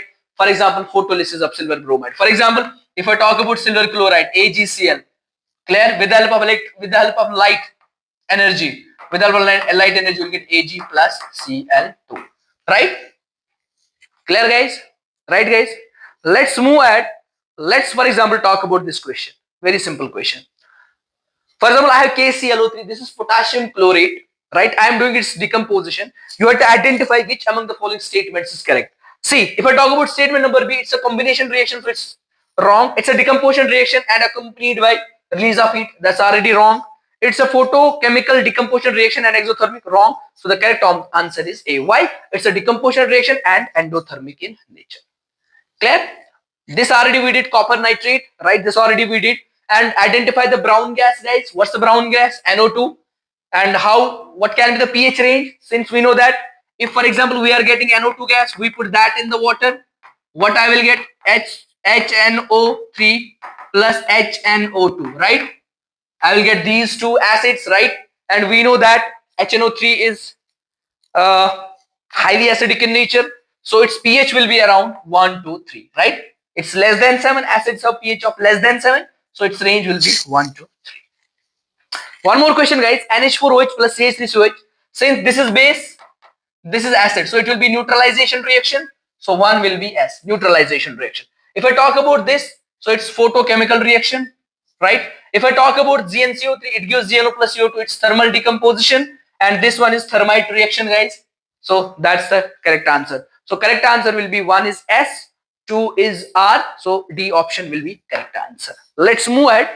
Now we have displacement reaction. If I talk about displacement reaction, if I define displacement reaction first, so I can define displacement reaction in a very simple words. I can say it's the type of reaction. It is the type of reaction. Is a type of reaction in which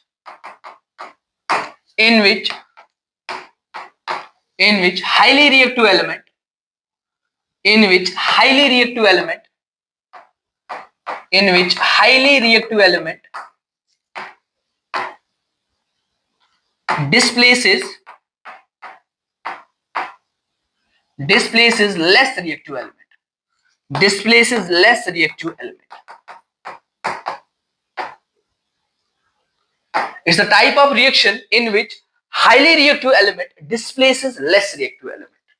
I'll give one simple example. Imagine it's me. My name is Ali. And guys, for example, I have one friend.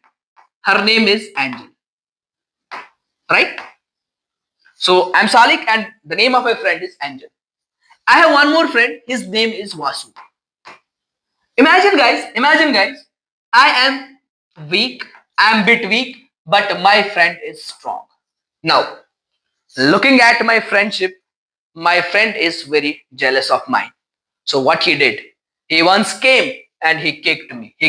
Because he is more stronger than me. So he kicked me. He made a bond with Angel, a bond of friendship. Is the idea clear? Is the idea clear, guys? Is the idea clear? So he made a bond with Angel. Now look here, guys. Can I say that Vasu is stronger than Salih? Yes. In the same way, highly reactive elements, they displace the less reactive elements. Now, we need to understand the reactivity series and the order of the reactivity series.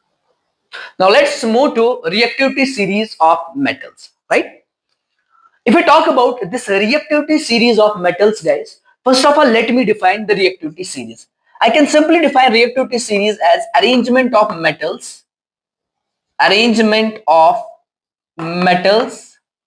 in decreasing order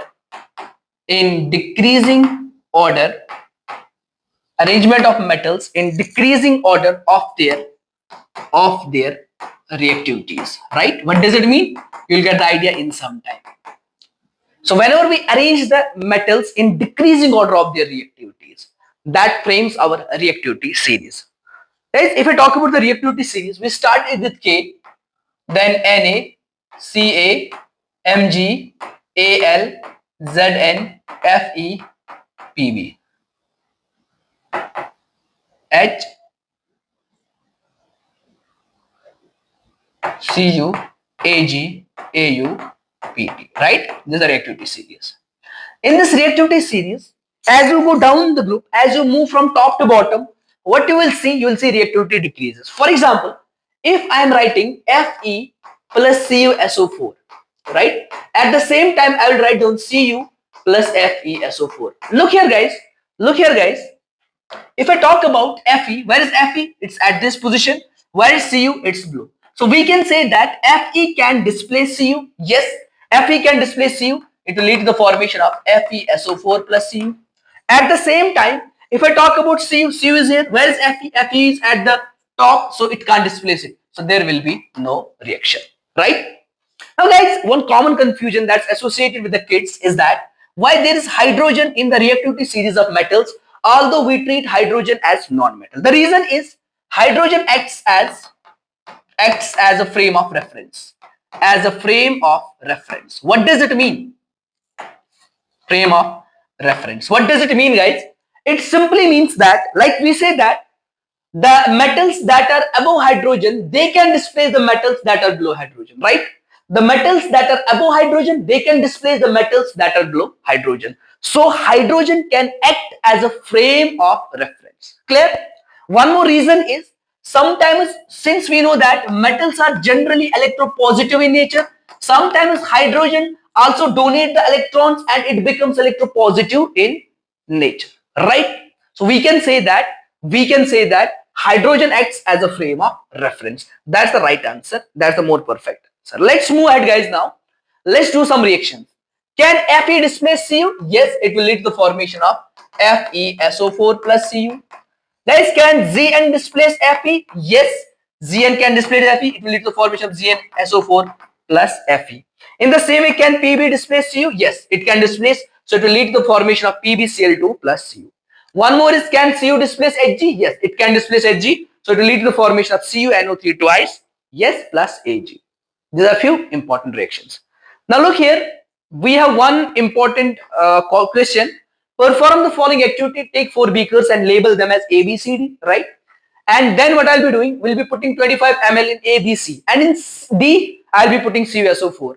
Measure and record the temperature of each liquid containing the beaker above.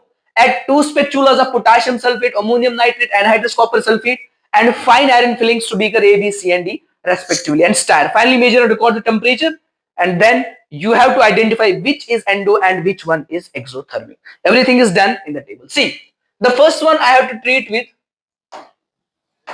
water, right? The second one I have to treat with water. The third one I have to treat with water, right, guys? And the last one I have to treat with CuSO4. Clear? I have to treat with CuSO4. Look here, what will happen? When I record the initial temperature, here the initial temperature will be more and final temperature will be less. Here the final temperature will be less. Here the final temperature will be more. Here the final temperature will be more. When initial temperature is less and final temperature is more, right? Or when initial temperature is more and final temperature is less. This is final temperature. Final temperature is less, we call that as endothermic reaction. In the same way, this one will be endothermic reaction. And this one will be exo and this one will be exothermic reaction. Done, guys? Quite simple. Now, let's move ahead. Let's discuss double displacement reactions. If I talk about double displacement reactions, few minutes back, we did one equation. The reaction was Pb NO3 twice. We reacted it with Ki. It leads to the formation of PbI2 plus KNO3 plus KNO3. Now look here, guys. Look here, guys. How we got these products, you'll get to know. This PbNO3, since they are aqueous mediums, right? So PbNO3, it will dissociate into its ions Pb2 positive and NO3. Yes, it will be Pb2 positive and NO3. Yes, guys, NO3 negative. In the same way, this will dissociate as K positive and I negative. Few minutes back, I told you that this is called as cation, this is called as anion, this is called as cation, this is called as anion. Now, this cation will go with the anion, this cation will go with the anion. When this cation will go with this anion, it will lead to the formation of PbI2. Why I2? See, charge is 2 positive, charge is negative. So, exchange of charge, right? Plus KNO3. So, these are the products which we get. So, whenever there is exchange of cation and anion, such type of reactions I'll be calling as, shabash guys, double displacement reaction. So in double displacement reaction, what is happening? These are the types of reactions, or this is the type of reaction in which exchange of ions happen. Exchange of ions took place, right? Exchange of ions took place. That is exchange of cation and anion took place, right? This is called as double displacement reaction. So chemical reaction in which there is an exchange of ions, that's cation and anions between reactants, is called double displacement reaction. And double displacement reaction takes place mostly in aqueous solutions because it needs aqueous solution to dissociate into ions. Then only there will be exchange of cation and exchange of anion. Right, guys? Let's move ahead now. Let's discuss few of the examples. See, for example, if I talk about this, already we did this. Now let's talk about this. Barium hydroxide. Can I say that it will dissociate as Ba2 positive, right? And it will dissociate as OH negative? Yes. NH4 positive will dissociate as NH4 positive plus Cl negative, right? Now this positive part will go with this negative part, and this positive part will go with this negative part. So it will lead to the formation of BaCl2 plus NH4OH. I hope this is super clear. In the same way, second one, BaCl2, it will dissociate as Ba2 positive, 2 times Cl negative, right? It will dissociate as 2 times Na positive, right? And will dissociate as SO4 to negative. Now this positive part will go with this negative part. So BaSO4. Since charges are same, 2 negative, 2 positive cancel out. In the same way, there will be 2 times NaCl. I hope this idea is clear. Now guys, you can do this part, you can do this part, and you can do this part.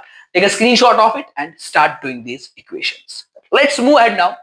Now we have reactions based upon energy that we already discussed: endothermic reactions and exothermic reactions. Endothermic reactions are those reactions in which energy is released, and in which energy is absorbed. And exothermic reactions are those reactions in which energy is released. For example, photosynthesis. In photosynthesis, energy is absorbed. So endothermic reaction. In respiration, energy is released. So exothermic reaction. See guys, exo means exit, right? In that way you can remember it. Now see guys, we have one simple question. For example, we have sodium sulfate. What sodium sulfate? Na2SO4. We reacted sodium sulfate with copper chloride, CuCl2. Is it a double displacement reaction? Now look here guys. This question is a bit tricky, right? If I talk about Na2SO4, can I say that this Na2SO4 will dissociate as 2 times Na positive? Can I say SO4 will dissociate as SO4 di negative? Can I say that copper will dissociate as Cu di positive and chlorine will dissociate as 2 times Cl negative? Now from this, can I say that this Na positive will go with this Na negative, right? And it will lead to the formation of 2 times NaCl? Yes. Plus this positive part will go with this negative part. So 2 cancel, it will lead to the formation of CuSO4, right?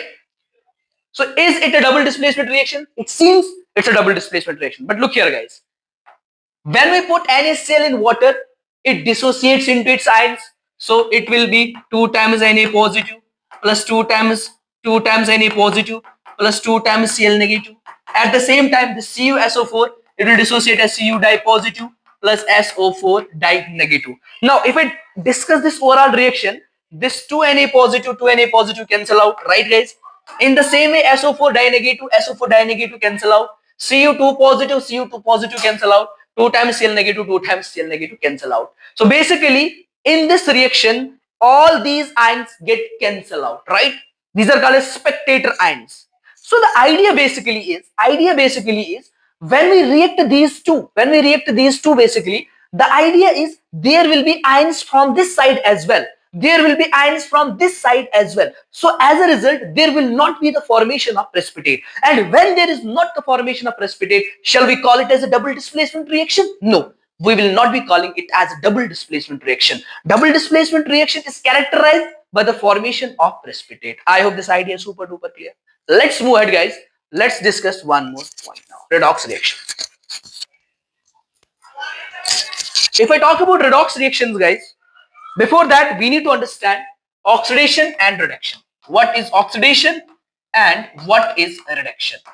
What is oxidation and what is reduction? Oxidation simply we define as gain of oxygen is called as oxidation, or we simply say that removal of hydrogen.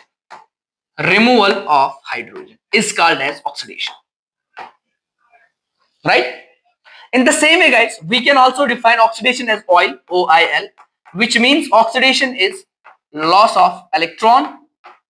Also, we define oxidation as increase in oxidation state. That's not needed for you people right now. Yes. In the same way, if I talk about reduction, reduction is gain of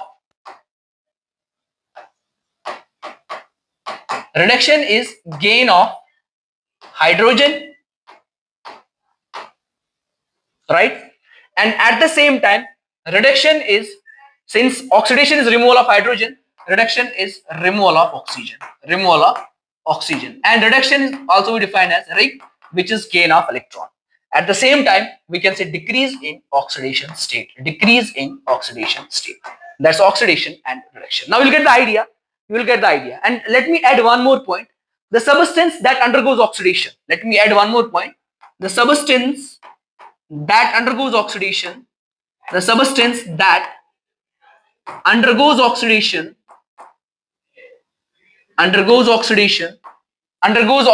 is called as reducing agent, and the substance that undergoes reduction is called as oxidizing agent, right? Look here, look at this example, guys.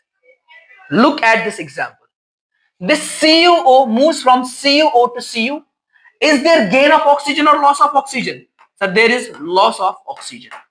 And loss of oxygen is what we call as, right guys, loss of oxygen is what we call as reduction, so CuO undergoes reduction, right? So Cu is called as oxidizing agent, right? In the same way, Zn moves from Zn to Zno, so can I say that there is gain of oxygen, and gain of oxygen is called as oxidation, and the substance that undergoes oxidation is called as reducing agent. So CuO is oxidizing agent and Zn is reducing agent. In the same way, Cu moves from Cu to CuO. Can I call this as oxidation? Yes. If this is oxidation, so Cu is called as reducing agent. O2 moves from O2 to O. This is called as reduction, loss of oxygen. And whenever there is loss of oxygen, that substance is what we call as, this is reduction. It's called as oxidizing agent, right? It's called as oxidizing agent. I hope the idea is clear. Right guys? Now, whenever we have these types of reactions wherein oxidation and reduction has taken place simultaneously, those reactions we'll be calling as redox reactions. So what are redox reactions? Those reactions in which oxidation and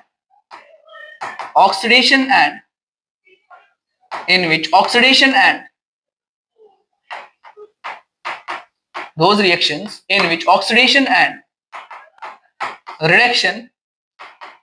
in which oxidation and reduction has taken place simultaneously,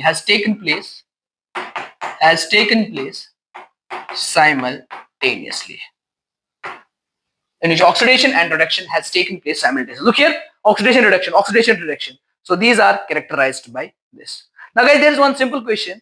Is heating sodium in presence of oxygen, is it oxidation reaction? Is it a redox reaction?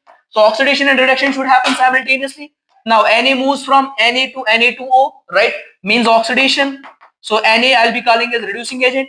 O2 moves from O2 to O. So there is a reduction basically. O2 I'll be calling as oxidizing agent. So reduction, oxidation simultaneously happening. So this is called as redox reaction, right? Right guys? Now. Effect of redox in daily life or types of redox reactions. What is corrosion? Guys, what's corrosion? Imagine, for example, this is a metal. Imagine this is a metal and this is iron. This iron will react with oxygen with time. It will react with water with time, right? And eventually it will form rust. And now this rusting of iron is what I will be calling as corrosion.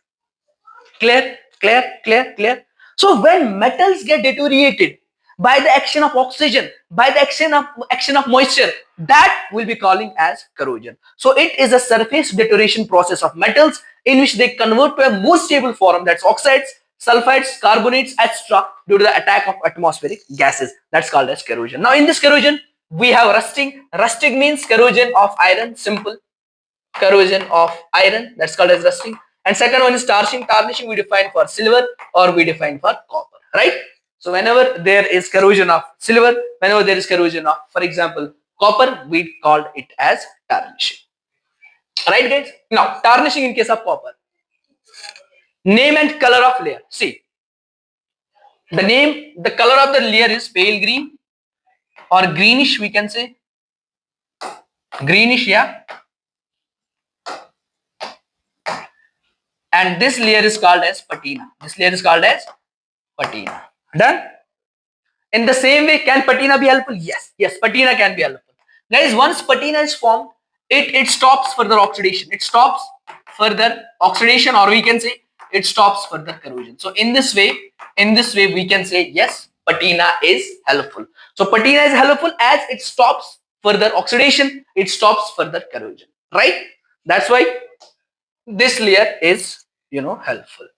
In the same way, tarnishing in case of silver, so name and color of the layer is patina, and again color is here black, right? Here color is black. Factors affecting corrosion, right? Or we can say how we can actually prevent corrosion, yeah? How we can actually prevent corrosion, guys? So how we can prevent? By paints. For example, this is the metal surface. If I will paint on it, so this paint will act as a barrier. It will act as a barrier between surroundings and metal surface, right? So it will stop oxidation, right? It will stop oxidation, and as a result we can say that yes, we can simply say that now further corrosion will not happen. Similarly, galvanization is one more process, and you should know what's galvanization. Yes guys, that's quite simple. So when you put a surface of one metal onto one more metal, that's called as galvanization, right? Especially in case of galvanization, when you put a layer of zinc on iron on steel, that process we call as galvanization, right? That process will be calling as galvanization. Next one is alloying, right? So iron can be alloyed with other metals to enhance its resistance to rust. One of the most well-known example of this is stainless steel, which contains chromium. So stainless steel, it contains chromium. Now chromium is more durable, right? Chromium is more durable. So if we put a layer of chromium on steel, guys, that's on this iron basically, right? Not steel, on iron, right? So it will become more durable. In the same way, chromium forms a passive oxide layer on the surface of the steel, protecting it from corrosion, right? Chromium forms a passive oxide layer on the surface of steel. Yeah, we are talking about steel, right? Yeah, I'm very much exhausted, guys. Now, next one is cathodic protection. Cathodic protection is a more complex and specialized method. What does it actually mean? I will tell you. Metals are generally electropositive in nature. They release positive charge. And now, if in the atmosphere there is negative charge, oxygen is electronegative, metal is electropositive, so there is reaction between these two. What if we will make metals electronegative? Now, will oxygen react with this? No. Will any oxidation happen? No. Will any corrosion happen? Will any rusting happen? No, it will not happen. So this process is called as cathodic protection, right? That's done, guys. Now, one last topic is rancidity. Rancidity is a chemical process that occurs in fats and oils when they undergo oxidation and become spoiled, resulting in undesirable change in taste, odor, and nutritional value, right? So, rancidity, we simply say that spoilage of food, right? In simple terminologies. So, guys, methods of prevention of rancidity, how you prevent it? So, rancidity can be prevented by adding antioxidants. We will be adding those things which are antioxidants, which will not encourage oxidation for foods containing fats and oils, right? We have two common antioxidants. One is BHA, second one is BHT. BHA is butylated hydroxyanisole, and second one is butylated hydroxytoluene, right? So rancidity can be prevented by packing fats and food containing foods in nitrogen gas, right? One more. Rancidity can be retarded by keeping food in a refrigerator, right? Rancidity can be retarded by storing food in airtight containers. Right, guys? There's one simple question. Which of the following gases can be used for storage of fresh sample of oil for a long time? So it will be, yes, it will be nitrogen, or we can say helium, not oxygen. Right, guys? One simple question. A silver article generally turns black when kept in the open, right? For a few days. The article, when rubbed with toothpaste, again starts shining. Basically, if I talk about silver, this silver will start reacting with H2S. That's one gas in the atmosphere, right? That is one gas present in the atmosphere. It will form Ag2S plus, yes, H2. Now look here. This Ag2S, it's black in color, right? It's black. Right, guys? That's written. The article when turns black, yeah, it's black. So when you rub it with toothpaste, what will happen? This basically, this silver, if this is silver, it will get a layer of AgS on it, right? So if you rub it with toothpaste again, so what will happen? With the help of toothpaste, we can remove this layer, right? When we rub it with the toothpaste, the upper layer can be removed, and when this layer will get removed, it will again shine as it's silver, right? So now last year question, guys. In this experiment, you have to identify the correct statement, right? So we know that if I talk about this reaction, there is sodium carbonate in it, and you are reacting that with dilute hydrochloric acid, right? You are reacting Na2 sodium carbonate. In an experiment, is looked that on passing the gas producing the reaction in the solution X turns milky. So there is formation of CaCO3. That's why it will turn milky. So it turns milky due to carbon dioxide gas liberated in the reaction. It turns milky due to the formation of calcium carbonate, and on passing excess of CO2, it becomes colorless due to the formation of hydrogen carbonate, which is soluble in water, that we did a few minutes back. One more, guys, when there is formation of NO2, so there will be brown fumes, right? Brown fumes. So thermal decomposition of nitrate, which produces brown fumes of nitrogen dioxide, right? Now you have to balance the equation, guys. How you'll be balancing? If I do it by hit and trial method, look here, guys, or if I do it with A, B, C, D method, so A, B, C, D, and E, right? With that method, you can do it. Let's try to find out the real answer of the question, or you can do it directly. Here, two hydrogens, if I put two here, right? How many chlorines? Two chlorines, two chlorines. Clear, guys? So four chlorines from this side, 2, 2, 4. And I can make four chlorines. So for that, I have to multiply it with 4. Then only I can make 4 chlorines, because 2 chlorine means 4 chlorine. So 4 times chlorine, right? So X value I got. Now Y value, how I'll be getting Y value? Since I need how many hydrogens? 2 hydrogens, so I will put 2. So 4, 2. How many chlorines? 1. So 4, 2, 1. So C is the right answer. Directly you can do it. No need to do ABCD method. Right, guys? So do this one. It's homework. You can do it, guys. So with this, we have completed. Thank you so much. Thank you for joining.